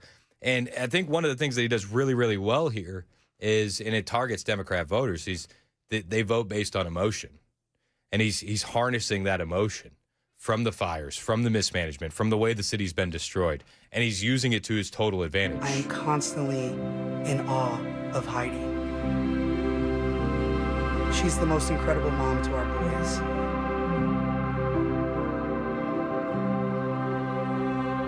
She's why I fight.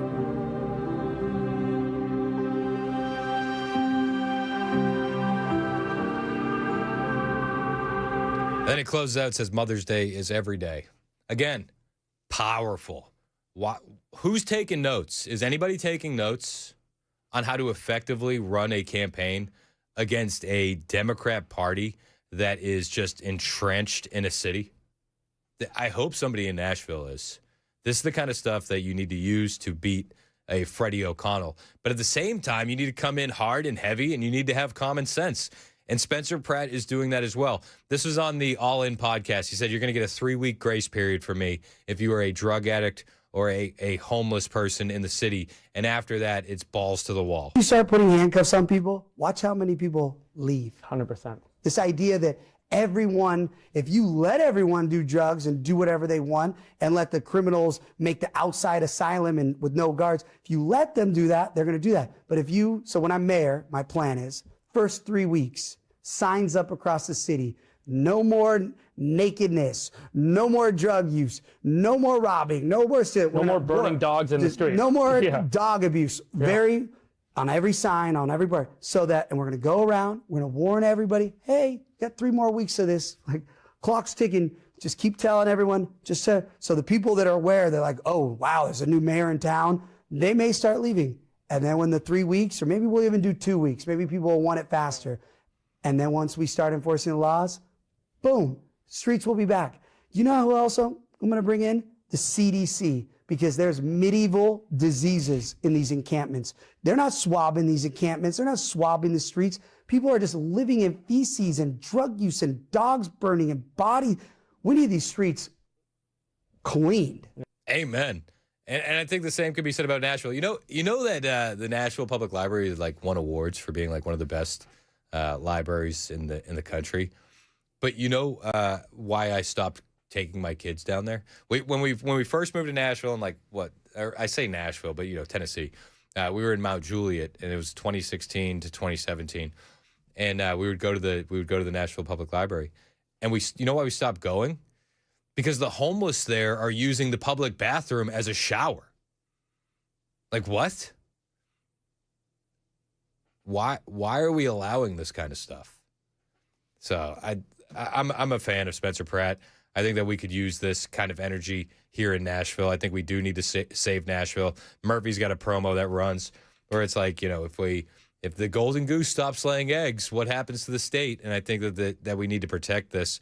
Back to that attack ad where they said they said he wants more police officers and less social workers. There's a video going viral over the weekend. If you're watching on Super Talk TV, it's up.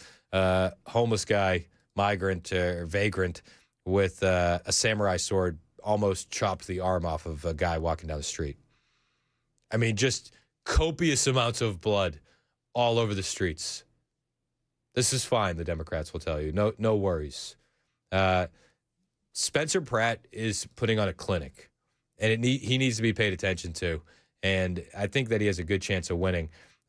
Lydia Moynihan on CNN on her take on Spencer Pratt and how he's been able to gain so much steam in California and in Los Angeles. Republicans should be taking copious notes because you just got to embrace common sense and be normal. And he is calling out the fact that leftists in LA seem to be fine with letting people, shoot up in front of schools. They're fine with dogs getting injected with fentanyl. They're doing nothing. And he's calling out some very obvious things that the vast majority of Americans can agree on. And he's going viral because of it. People want common sense. Is this common sense for real? Yeah, it is, actually. It is. Nobody wants the dogs to be shot up with fentanyl. L.A. Mayor Karen Bass has backed out of a televised mayoral candidate forum originally set for Wednesday because she got destroyed by Spencer Pratt. I think he won the debate poll. It was like 90%. 90% voted that Spencer Pratt won the debate. And it's actually forced the other main candidate, Nathia Rahman, who is a city councilwoman, to change her position on police, which is funny when you think about that leftist attack ad. When they're like, he wants more police and less social workers. And it's like, well, now one of the top Democrats are saying the exact same thing. So you no longer believe in defunding the police? No. And what caused you to change your mind? Spencer Pratt? I think we need to be able to ensure that the city can respond to calls for service, and we have to make sure that we are able to respond to calls for help around public safety issues. And I think in order to do that at this moment with our response system, we need to be able to maintain the size of our police force. Oh, stunning. Stunning and brave. It's weird that it only took you getting the being mopped up by Spencer Pratt at a debate to change your position. I hope and pray we get somebody like this in Nashville. I really do. Odds aren't in our favor, but I think that some people could step up, and I hope that they do. 1051 Super Talk 99.7 WTN.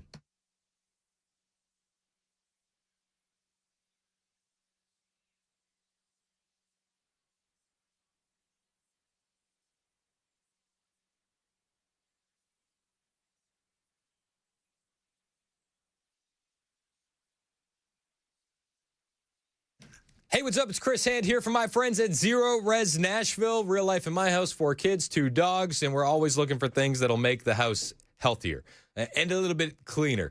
Because many times we tell the kids, take the cleats off in the garage. As much as we try and wipe the dog's paws off when it's raining outside, inevitably the dirt, the mud gets inside. It goes right to the carpet, and then they get wrecked. We used to freak out a little bit. I used to lose my cool. I've told you a million times, take the shoes off in the garage. Now I'm like, whatever.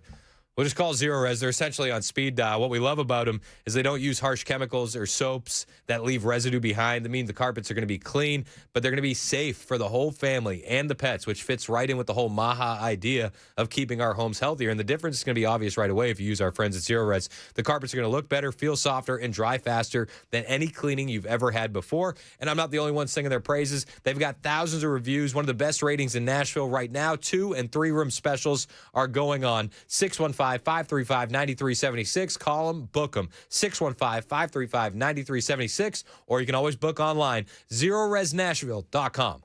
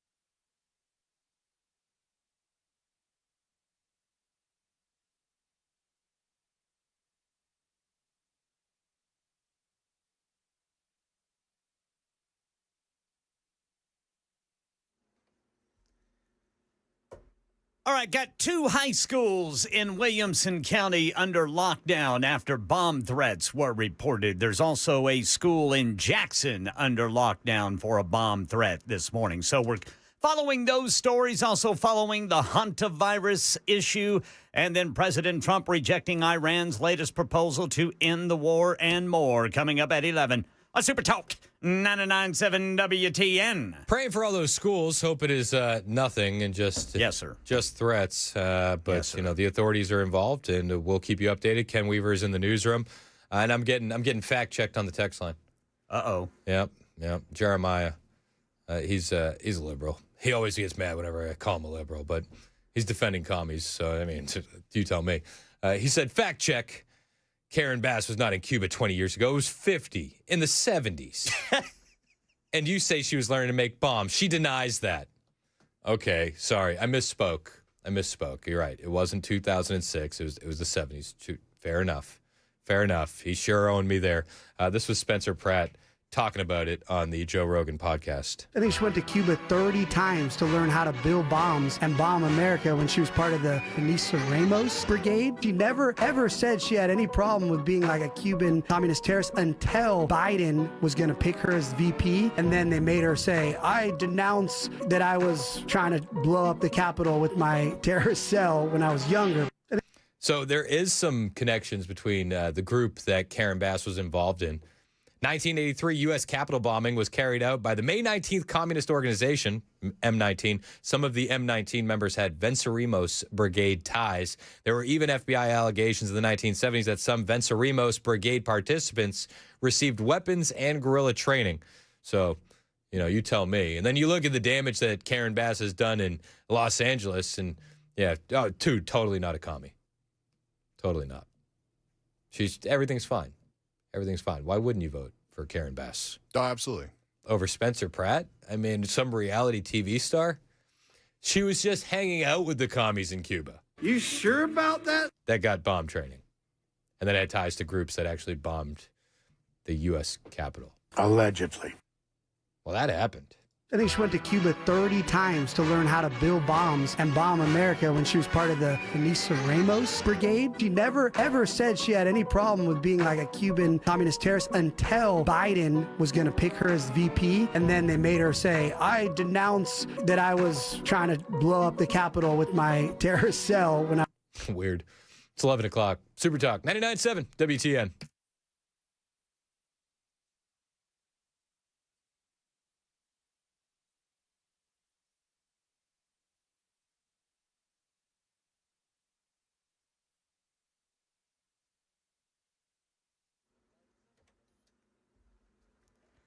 Eleven o'clock on the dot. I'm Ken Weaver with your top stories. Got the full forecast coming up in 5 minutes. And right now in Tennessee, several schools on lockdown after bomb threats have been reported. Police in Franklin say calls were made to Franklin High School and Page High School, prompting immediate lockdowns. In West Tennessee, we have a similar threat reported at Jackson Central Mary High School. That was later determined to be false. Investigations ongoing. No additional details released so far. Right now in Nebraska. No one who poses a risk to public health is walking out the front door of the streets of Omaha or beyond. That's Governor Jim Pillen after more than a dozen Americans who were on board that cruise ship with the hantavirus outbreak landed overnight for quarantine. 2 of them sent to Atlanta because one of them was showing symptoms. Dr. Brenda Jackson with the CDC says the decision was made to split up the passengers because of space issues there in Nebraska. Dr. Jackson also stresses this type of hantavirus can only be spread human to human when someone shows symptoms and when there's close personal contact. Typically, we're talking about exposure to specifically to bodily fluids, and then that could include things like saliva. So if you're sharing eating utensils, kissing, touching, those type of things. It can also mean just being really, really close to that person for a fairly long period of time. So we're calling that 6 feet for at least a cumulative number of 15 minutes. President Trump rejecting Iran's latest proposal to end the war, sending oil prices climbing again overnight. Jonathan Karl. President Trump's rejection of the Iranian counteroffer was swift and absolute. I have just read the response from Iran's so-called representatives. I don't like it, Trump wrote on social media. He went on to call it totally unacceptable. The Iranian Foreign Ministry saying the U.S. is insisting on one-sided views and making unreasonable demands. Forensics experts in Laredo, Texas, are working to identify 6 people whose bodies were found inside a sweltering rail car yesterday afternoon. ABC's Jim Ryan says this may be a case of human smuggling. The temperature was well into the 90s when a Union Pacific employee doing a routine check of freight cars made the discovery and called Laredo police. LPD arrived at the scene very quickly along with the Laredo Fire Department, and they unfortunately did confirm the fact that there were 6 decedents inside of the boxcar. The police department's Joe Bias says 5 of the victims were male, 1 was female. The medical examiner will determine their ages, nationalities, and cause of death. Jim Ryan, ABC News, Dallas. That's the latest news. Weather's next. I'm Ken Weaver, WTN News.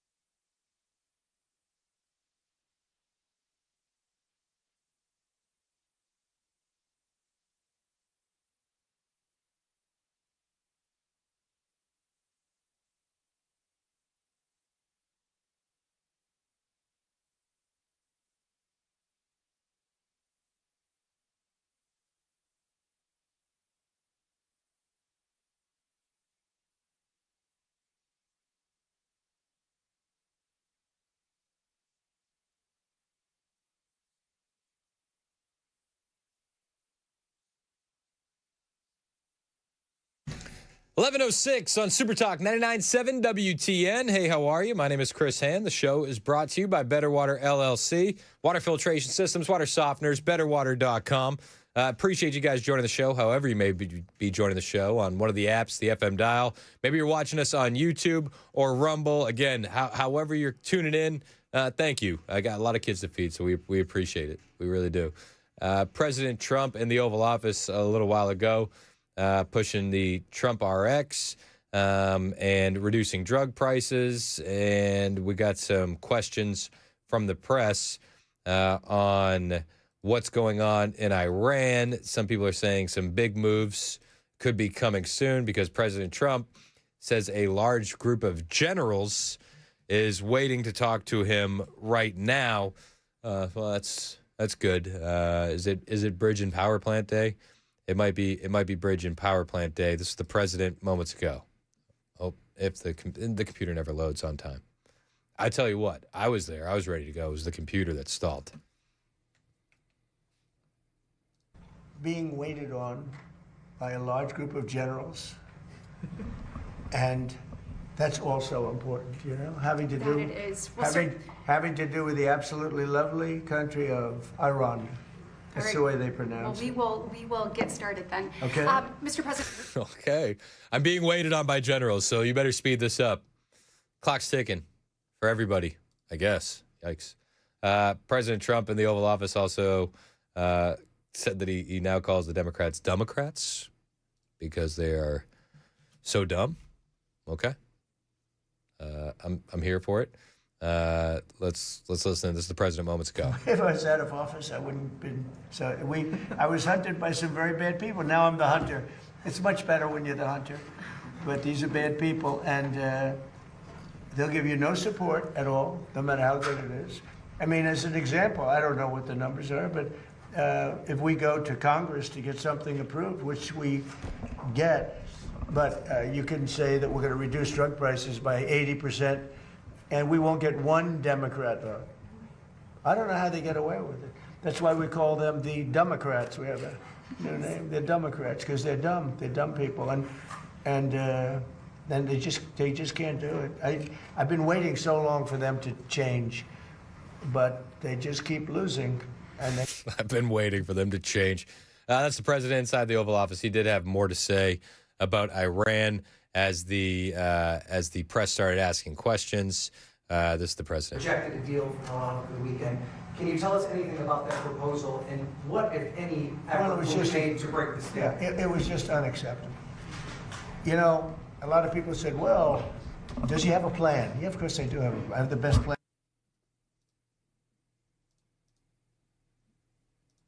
Iran has been defeated militarily, totally. They have a little left. They probably built up during this period of time. We'll knock that out in about a day. But I have a plan. You know, it is a very simple plan. I don't know why you don't say it like it is. Iran cannot have a nuclear weapon. They're very dangerous. They're very volatile. It's a terrible thing that's happened over there. They've killed 42,000 people in the last 2 months. 42,000. At least that's what we know of. 42,000 people. They killed numerous people over the last week, but they killed 42,000 people a month and a half ago. They were unarmed protesters, not at all violent protesters. And they started taking them out, shooting them. So we're not going to let them. That's the plan. You know, people say, what's the plan? The plan is very simple. The blockade, first of all, was a part of military genius, just like Venezuela was military genius. We have the greatest military in the world by far. That's the president inside the Oval Office moments ago. I'm hearing this for the first time, as well as you are. We're just reacting in real time to some of these comments and questions from the press. As he is talking about Iran, we do know that they rejected the proposal from over the weekend. But there's another story that's lurking out there, and Breitbart reported it, so I think it adds a little bit more weight to it. It came originally from a global affairs correspondent from Axios. But the word on the street is that President Trump reportedly told Benjamin Netanyahu that the negotiations between the United States and Iran are to end the ongoing conflict are Trump's business and not anyone else's. This is for all the Israel is dog walking the president. In a post on X, Barak Ravid, a global affairs correspondent for Axios, shared that he had a phone conversation with Trump in which Trump said he did not like the response from Iran regarding a draft agreement to end the war. Trump reportedly shared with Ravid that he had a nice conversation with Netanyahu. President Trump told me that he spoke with Prime Minister Benjamin Netanyahu this evening and discussed the Iranian response with him. However, he emphasized that it was a brief part of their conversation. It was a very nice conversation. We have a good relationship, but this is my business, not anyone else's, he said in reference to the negotiations with Iran. In a Truth Social post, Trump also shared the response from Iran's so-called representatives was totally unacceptable. In an interview with Breitbart News, Qubad Talabani, who serves as the deputy prime minister of the Kurdistan regional government in Iraq, explained that the deal has to be between the U.S. and Iran. He also described Trump as a master of the deal. He said, I think President Trump, again, left to his own devices and left to America's interests, is truly applying the America First agenda and could reach a good deal with Iran that is also good for Iran. In a post on Truth Social, Trump shared the interview with Breitbart News prior to Ravid's post on X. So President Trump waiting on some meetings with generals, dunking on the fake news, saying that he has a plan. He also had this to say on, I believe it's the Iran negotiations. And we're stocked up with great ammunition. We have much better stuff than we did 2 months ago when we first did the attack, which knocked them for a loop. But very simple. Iran cannot have a nuclear weapon. They can't have it. And if they did have it, the Middle East would be gone, Israel would be gone, and then hit Europe probably next. We're doing the service to the world. And this has gone on for 47 years. Other presidents and leaders of other countries that have the power should have done it, but they didn't do it. But it's a very simple plan. Iran cannot have a nuclear weapon, and they won't have a nuclear weapon, and they didn't want to go that far. If you can believe it, they didn't. How stupid. Are they stupid people? They didn't want to believe it. They think that, well, I'll get tired of this, or I'll get bored, or I'll have some pressure. But there's no pressure. There's no pressure at all. We're going to have a complete victory.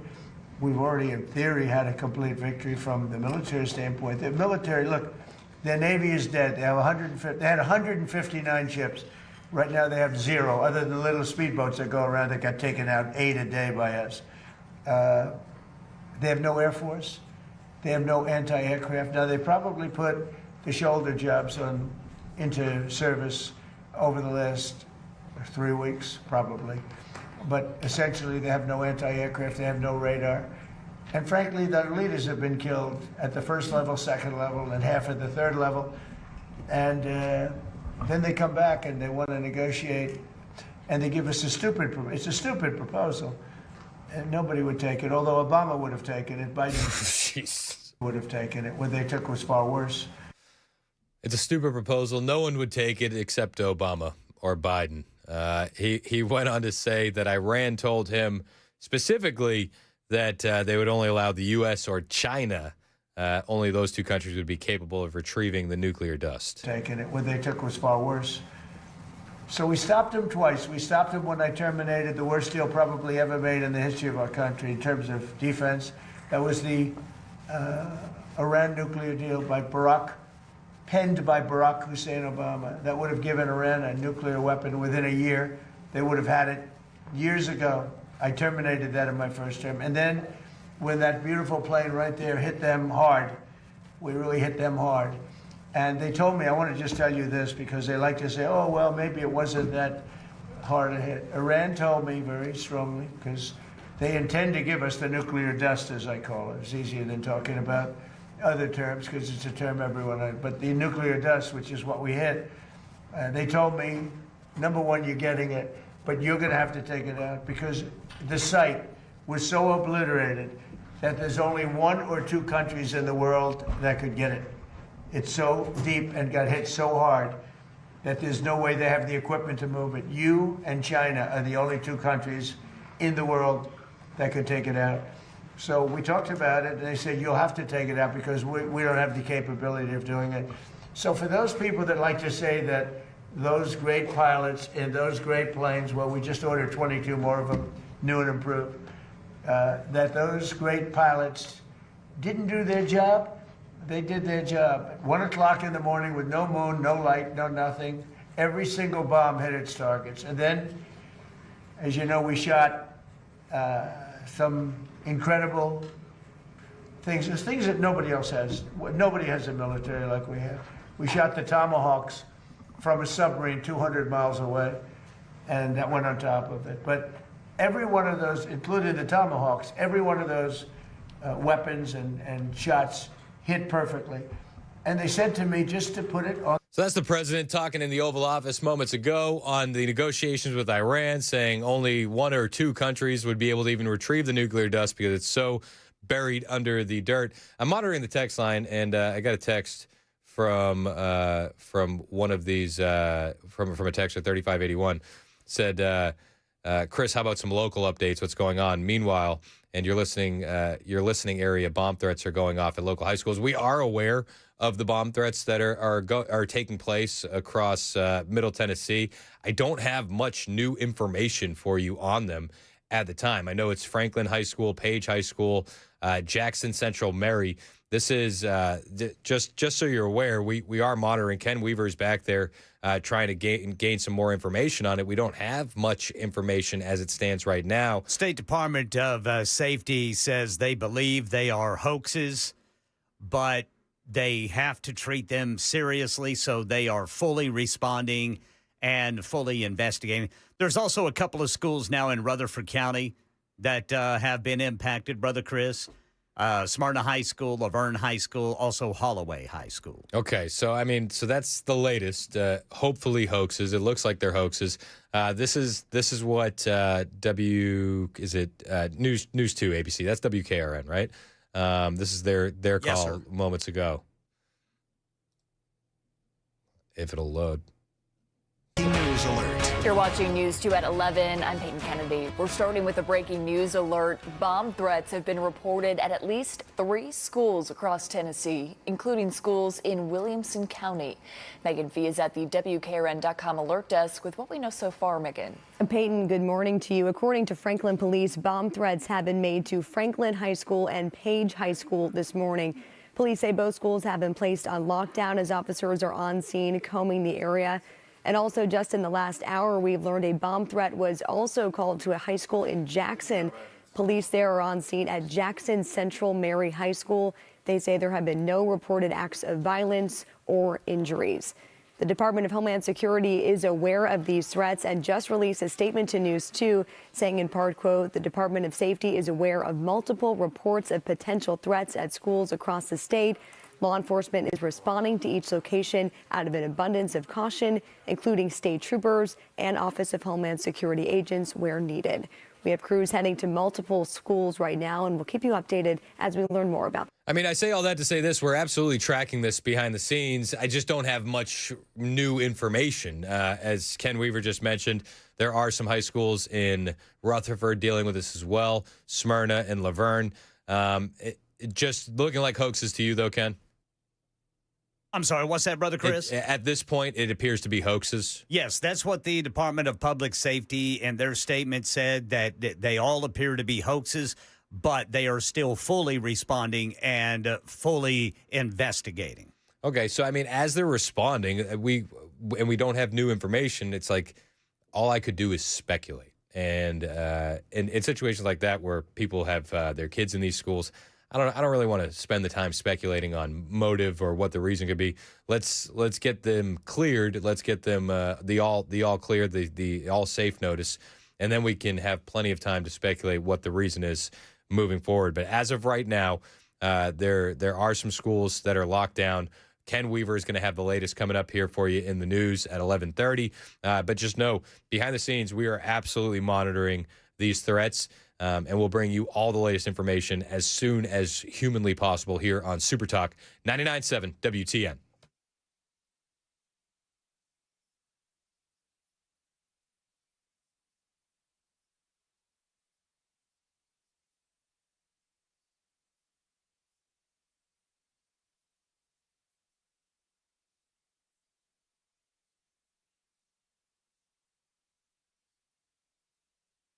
Hey, what's up? It's Chris Hand here for the Wellness Institute of Nashville, and these guys have my personal seal of approval on some deals that could change your life. These guys are untouchable. Dr. Mitchell has designed something incredible and brand new. It's called Medical Bay 1. Picture this.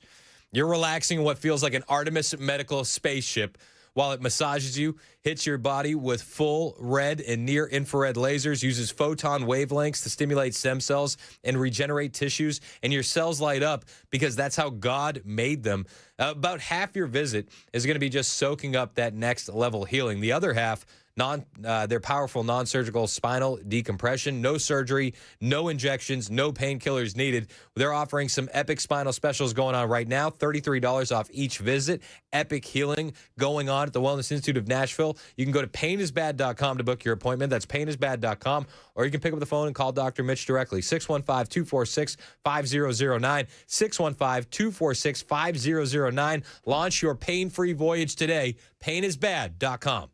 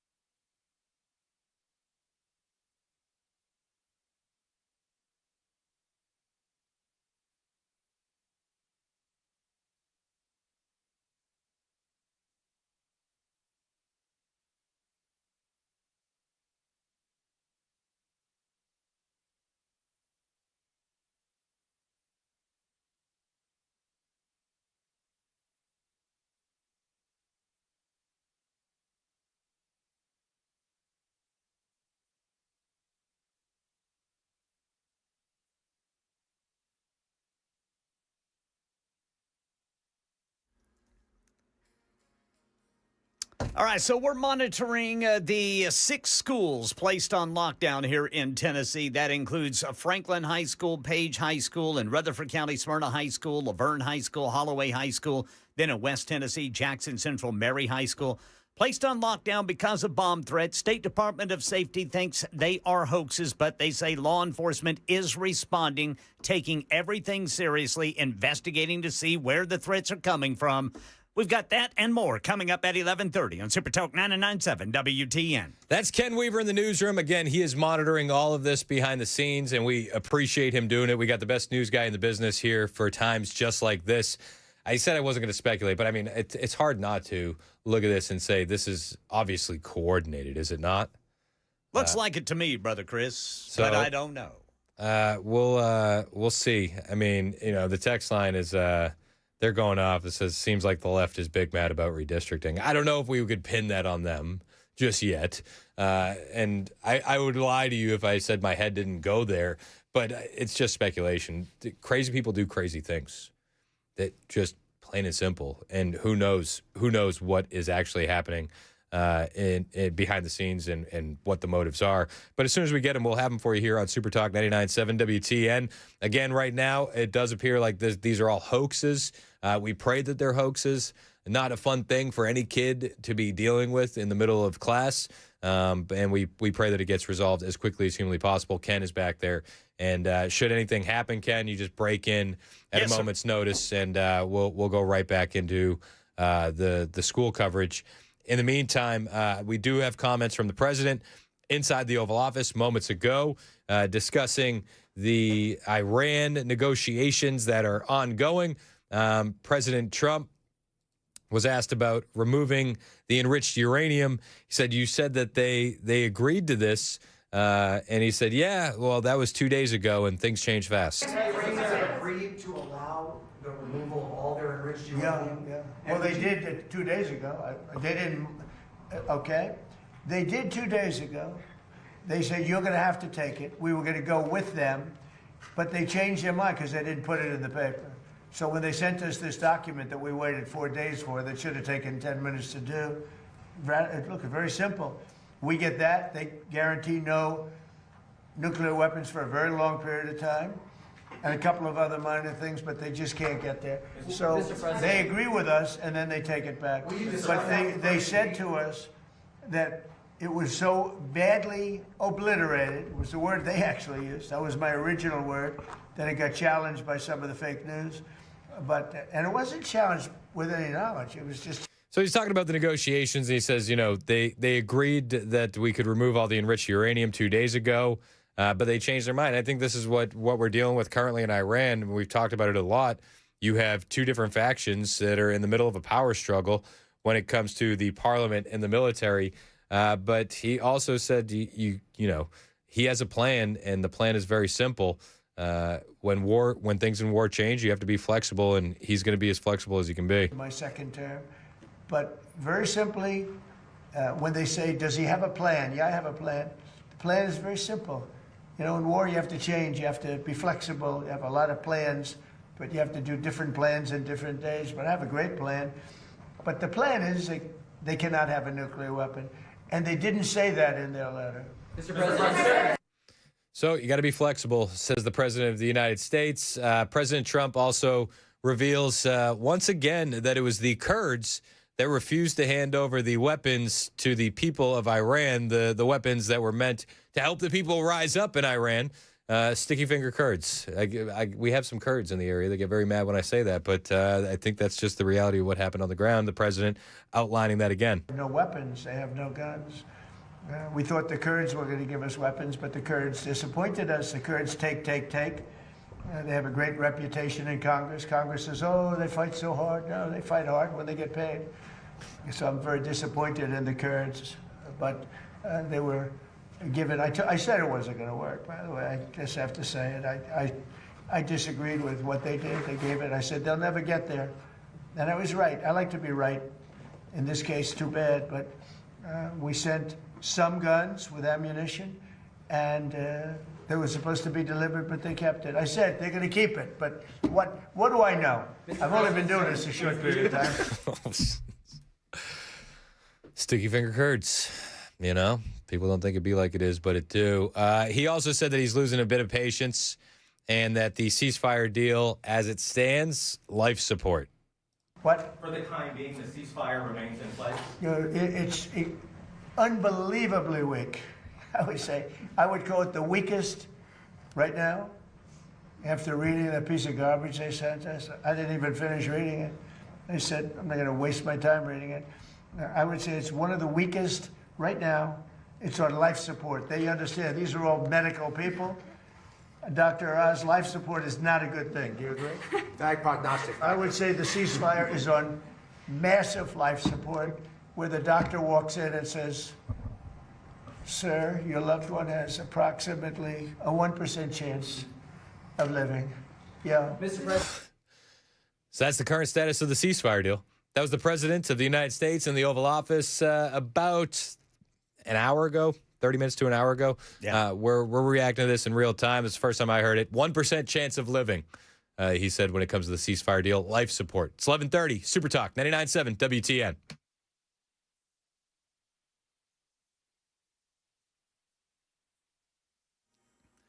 .30 on the dot. I'm Ken Weaver with your top stories. Full forecast coming up in 5 minutes. And right now in Tennessee, we're monitoring the situation with at least 6 schools placed on lockdown this morning after bomb threats. The Franklin Police Department says a threat was called into Franklin High School and Page High School. In Rutherford County, Smyrna High School, Laverne High School, Holloway High School received a threat. In West Tennessee, Jackson Central Mary High School placed on lockdown for a threat. State Department of Safety has issued a statement saying it's aware of these multiple reports of potential threats at schools and that law enforcement is responding out of an abundance of caution, including state troopers and the Office of Homeland Security agents where needed. But at this time, officials think the calls are hoaxes, but every report, they say, is being taken seriously and fully investigated to ensure the safety of students and staff. President Trump says that latest peace offer from Iran is on life support because it was stupid. It's a very simple plan. Iran cannot have a nuclear weapon, and they won't have a nuclear weapon, and they didn't want to go that far. If you can believe it, they didn't. How stupid? Are they stupid people? They didn't want to believe it. They think that, well, I'll get tired of this, or I'll get bored, or I'll have some pressure, but there's no pressure. There's no pressure at all. We're going to have a complete victory. We've already, in theory, had a complete victory from the military standpoint. Karen Travers says this comes just days before Trump's trip to China. White House officials say the president will be going and will be trying to put pressure on China because of their economic and diplomatic relationship with Tehran. China is the largest purchaser of Iranian oil, so look for the president to be using that as leverage to try to get China to put pressure on Iran to make a deal. And again, as Brother Chris there mentioned before the cast, the president said that the ceasefire is on life support. That's the latest news. Weather is next. I'm Ken Weaver, WTN News.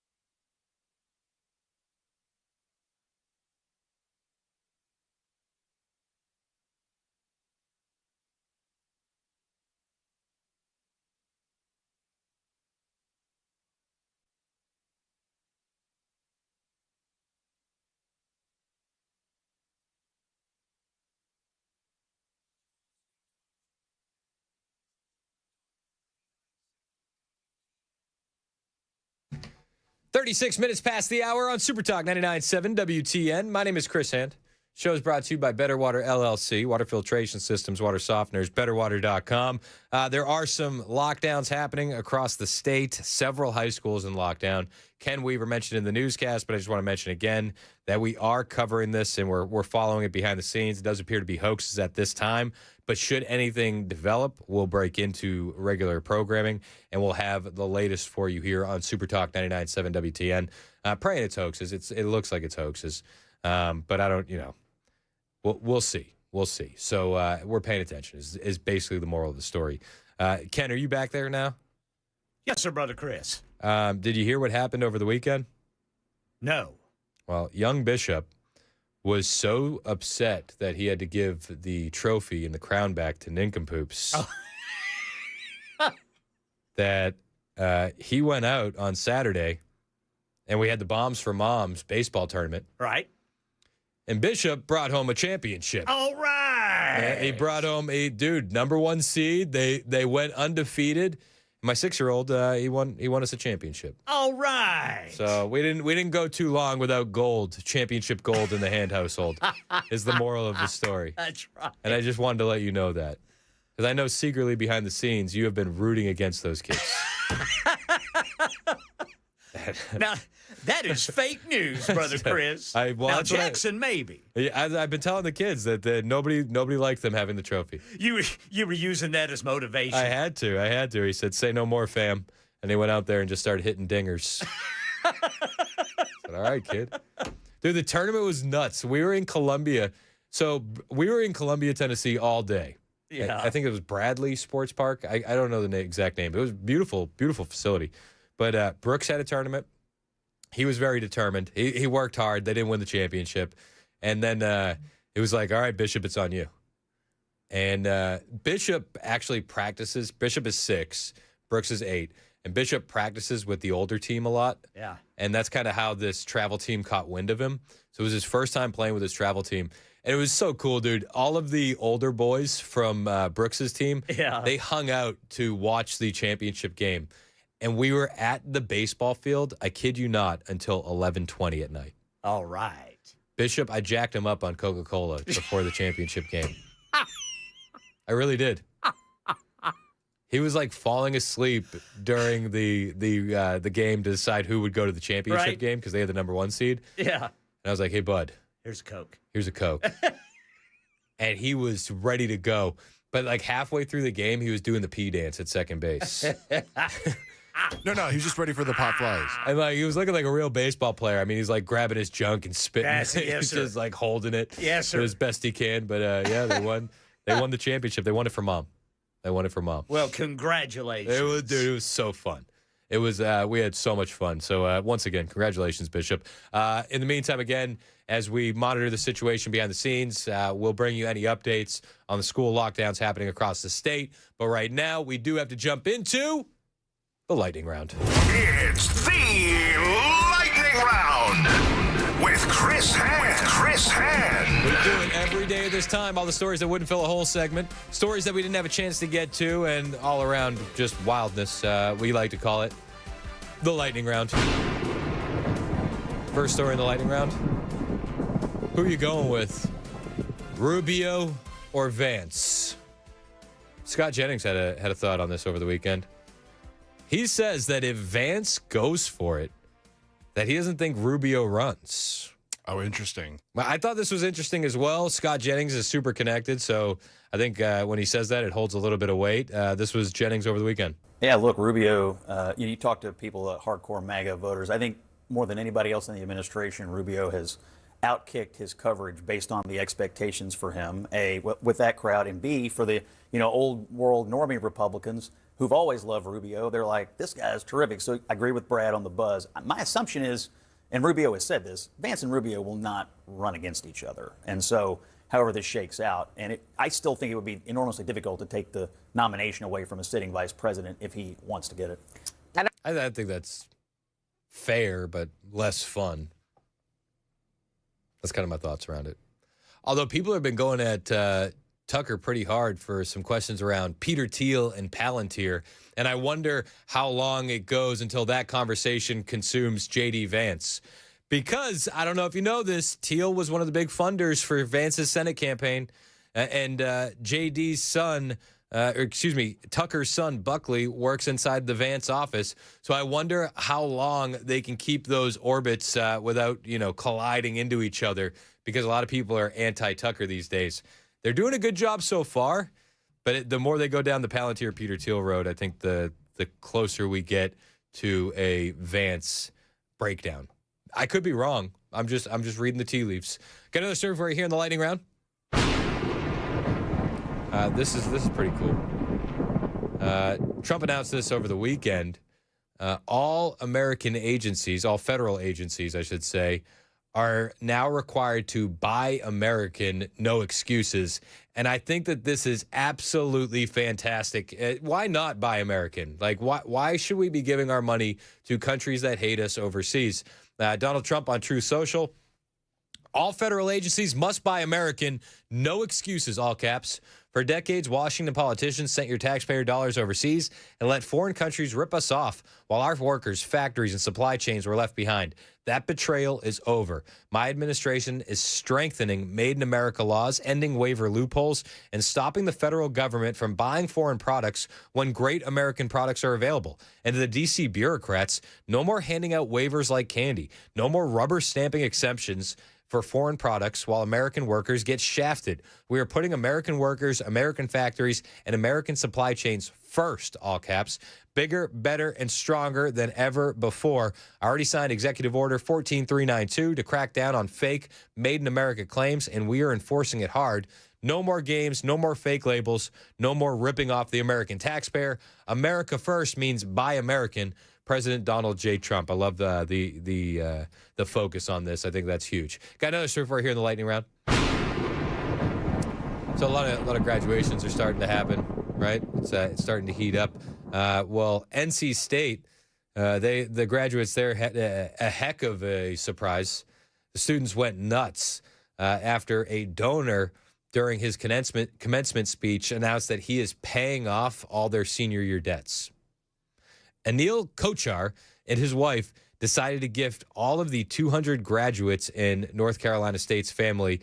He's the son of Prakish Chand Kochar, an immigrant from India who studied textile manufacturing in Raleigh. He said, "My father found not just an education, but an opportunity that allowed him to build a life, support his family, and begin a legacy that continues today, and it will never stop, never." And the crowd went absolutely wild. This is a cool story. Through my father, Prakash Chand Kochar, that is my father, who you welcome. I would like to provide a graduation gift. Somebody's upset. To all who had taken out an educational loan during your senior year. So everybody that took a loan out in your senior year, that's all of you who did this. It is our intent to make Wilson Collegeville affordable for all, starting with this graduation class. So what are we giving? It is my privilege to announce today that in honor of my father, my wife Marilyn and I are providing a graduation gift to cover all the final year educational loans incurred by the Wilson College graduates during the 25-26 academic year. Huge. It's a pretty incredible moment, right? If Democrats had their way, they would have just taxed that guy. He wouldn't have had any money to give that gift because they would have taxed him into oblivion. Got another surfer here in the lightning round. Okay. Just keep me on your toes. So, I don't know if you knew this, but when I say another story in the lightning round, that's what we need. Listen, I can't get you too comfortable in consistent lightning. That's not how storms work. Okay. Had about enough out of Mason today. Another one. 2 hours and 46 minutes is about all I can take. All right, so this one is wild. The Georgia mayor fired the entire police department for making his wife upset. What? Listen, you know what? Kudos. Happy wife, happy life. What? And happy criminals, apparently. Cohutta Mayor Ron Shinnick fired all 10 employees of the Cohutta Police Department for making inappropriate comments that upset his wife, Pam. Pam was fired as the town clerk after creating a hostile work environment, but allegedly continued to work and have access to personal information. Officers shared their complaints on Facebook, which Ron claimed were inappropriate and upset Pam. You don't want to make Pam upset. Dire at all. They'll get a paycheck. We're not we're not that way, and I appreciate their service. Okay, it's just time for a change. It's a guy thing. Occasionally, college football programs you have to change the coach, and some people like it, some don't, and that's just kind of the way it happens sometimes. I want to report on the low concrete, right? I think other people have That's some... really a more pressing issue here in Titusville on the low concrete. It's a much more pressing issue, the low concrete. That's what they should be reporting on. They're not reporting on this. This is the Cohutta mayor, Ron Shinnick. He said mean things about his wife, Pam, and 10 police department officers have been Come fired. together, resolve concerns, and reaffirm our shared commitment. However, this morning, a note was posted on the Cohutta Police Department's door. Initial response from the town attorney: nobody's jobs are in jeopardy. Here we are less than a week later. Nobody has a job. We took a stand for transparency, and in result, every one of them's lost their jobs. My understanding is that a lot of the police officers heard through the grapevine that they were going to be terminated because of the letters that they wrote. I don't think them exercising their First Amendment right and filing complaints a valid reason to fire anybody. Oh, too bad you upset Pam. Cohutta. Again, the Georgia mayor fired the entire police department for making his wife upset. All 10 employees. What? Is that right? Is that not a crazy story? And Cohutta's not that far from Chattanooga. No. It's like, is it that weird little part of Georgia where like you go through and then you're in Georgia for a few seconds, then you're back in Tennessee? That sounds about right. I think it's like right around there. I'm not the best at mapping. Me neither. But I know it's close by. So they initially resolved the dispute with the police chief, Greg Fowler. Ron then posted a sign on the department's door 1 week later that said the PD has been dissolved and all personnel have been terminated. So if you're a criminal, getting's good in Cohutta. Got another story for you here in the lightning round. This one's on the hantavirus. I'm not looking forward to another pandemic. Are you looking forward to another pandemic? Trump NIH chief Jay Bhattacharya confirmed that hantavirus, Hanta.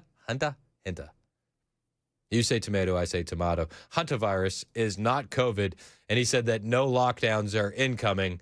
This is Jay Bhattacharya.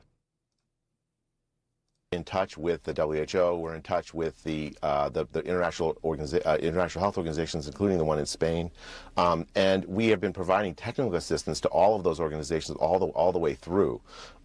This is not COVID, Jake, and we don't want to treat it like COVID. We don't want to cause a public panic over this. We want to treat it with the hantavirus protocols that we're successful in containing outbreaks in the past, and so we followed those protocols. Like we gave this health alert is coming out because again there's this discrete event of the 17 arriving in the United States very, very soon, and so we just want to make sure that the medical community understands this. We've been communicating the last week as the press attention has picked up more with the public as is appropriate given the nature of this disease.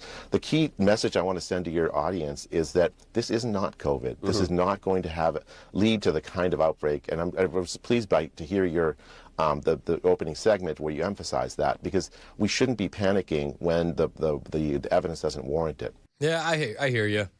Still think they probably should have sank that cruise ship just in case. Maybe tested the waters of the Strait of Hormuz just in case. I say that all joking, obviously. Allegedly. But it's floating prisons. What do you think is going to happen on a floating prison? Yeah. And apparently they were bird watching at a local landfill. That's kind of what led to it. Now, while the administration is saying the right things, all the usual suspects are saying the exact opposite. Dr. Deborah Birx was laughing and suggesting that we need to start testing the population for hantavirus, similar to how we went full-scale testing PCRs for COVID. What more do we know about the Andes strain, how it might differ from the other strains? So the Andes strain is the only strain where we have mapped human-to-human transmission. And I caution people because when we say human-to-human transmission, we're talking about people who develop symptoms. But because we're not testing populations with RNAs, we don't really know whether there are subclinical cases. So there could be more human-to-human transmission than we actually see. It's never good to track viruses through symptoms. We should be tracking viruses through blood tests like PCR. We've learned that with COVID. Yeah, you know what? I agree. You know what else we should do? We should set up these testing sites in all of the parking lots around town. Maybe we could get one up at Nissan Stadium. We'll have a drive-through testing site, and then maybe we should put a little ticker up on CNN where we count the cases. Right? Is that what we should do? I think that's what Deborah Birx would want us to do. Dr. Tedros, the guy in charge of the World Health Organization, says everybody's got to follow his lead on this. How about no? For the time being, it looks like we're good. We got the Trump administration in there, Dr. Jay Bhattacharya, Dr. Oz, RFK Jr. These guys are not going to let another pandemic go down the exact same way that we saw it happen during COVID. But let's hope and pray that things don't change here in the near future. 11:53, that does it for the lightning round on Super Talk 99.7 WTN.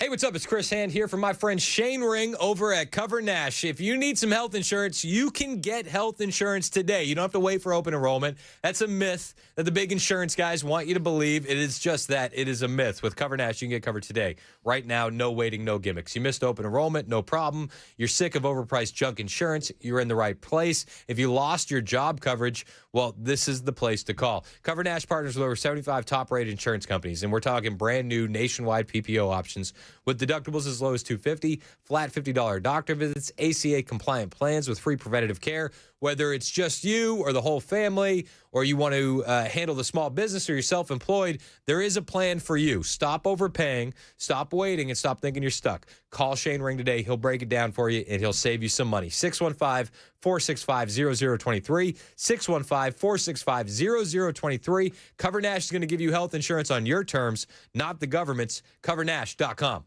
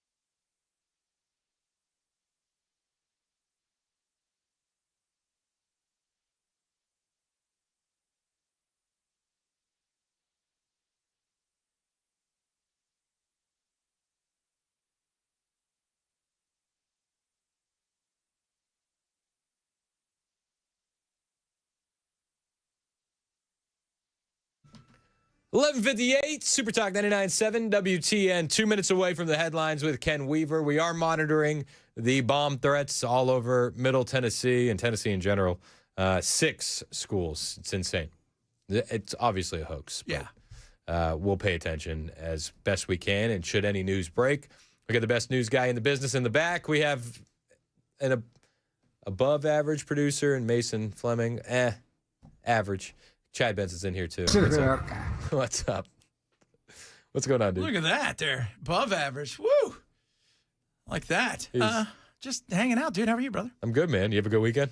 I did. I played golf Saturday and Sunday. We just chilled all day. We were going to go do something, but my wife's hurt her back. She didn't feel like doing anything at all. So we just kind of hung out with her, waited on her a little bit. My wife's back's always hurting too. It's from carrying the team. Carrying the team? Yeah. That's it. That's it. My wife's back hurts because my daughter refuses to sleep ever. Oh. Ever. Ever. Well, she gets that from you, right? Mm-hmm. So she'll stay up, like me, she'll stay up for 24 hours, no problem. Sleep is for the weak. Yeah. But the other night she said she's doing an entire play and musical at like 3 a.m, dancing around, singing. My wife's like, oh my God, how do you guys do this? And I'm like, come on, Charlie, come down to the office. I was telling you, Bishop won his championship. That's right. Bombs for Moms. Bombs for Moms, Mother's Day tournament. So we're out, and we didn't get home until like 12:30. Sunday morning, I got up, and I went downstairs, and Bishop's already on the couch. Yes, because he's too pumped. And so he's sitting there, and he's just looking at his championship ring for the tournament. That is so cool. I said, what are you thinking about, bud? And he goes, I am definitely bringing this to school on Monday. Absolutely. What are you talking about today? We'll talk a little Iran. We'll talk a little, redistricting. Obviously, the bomb threats. What's that all about? A bunch of other good stuff. We're going to have some fun today. 12 o'clock. It's Super Talk 99.7 WTN.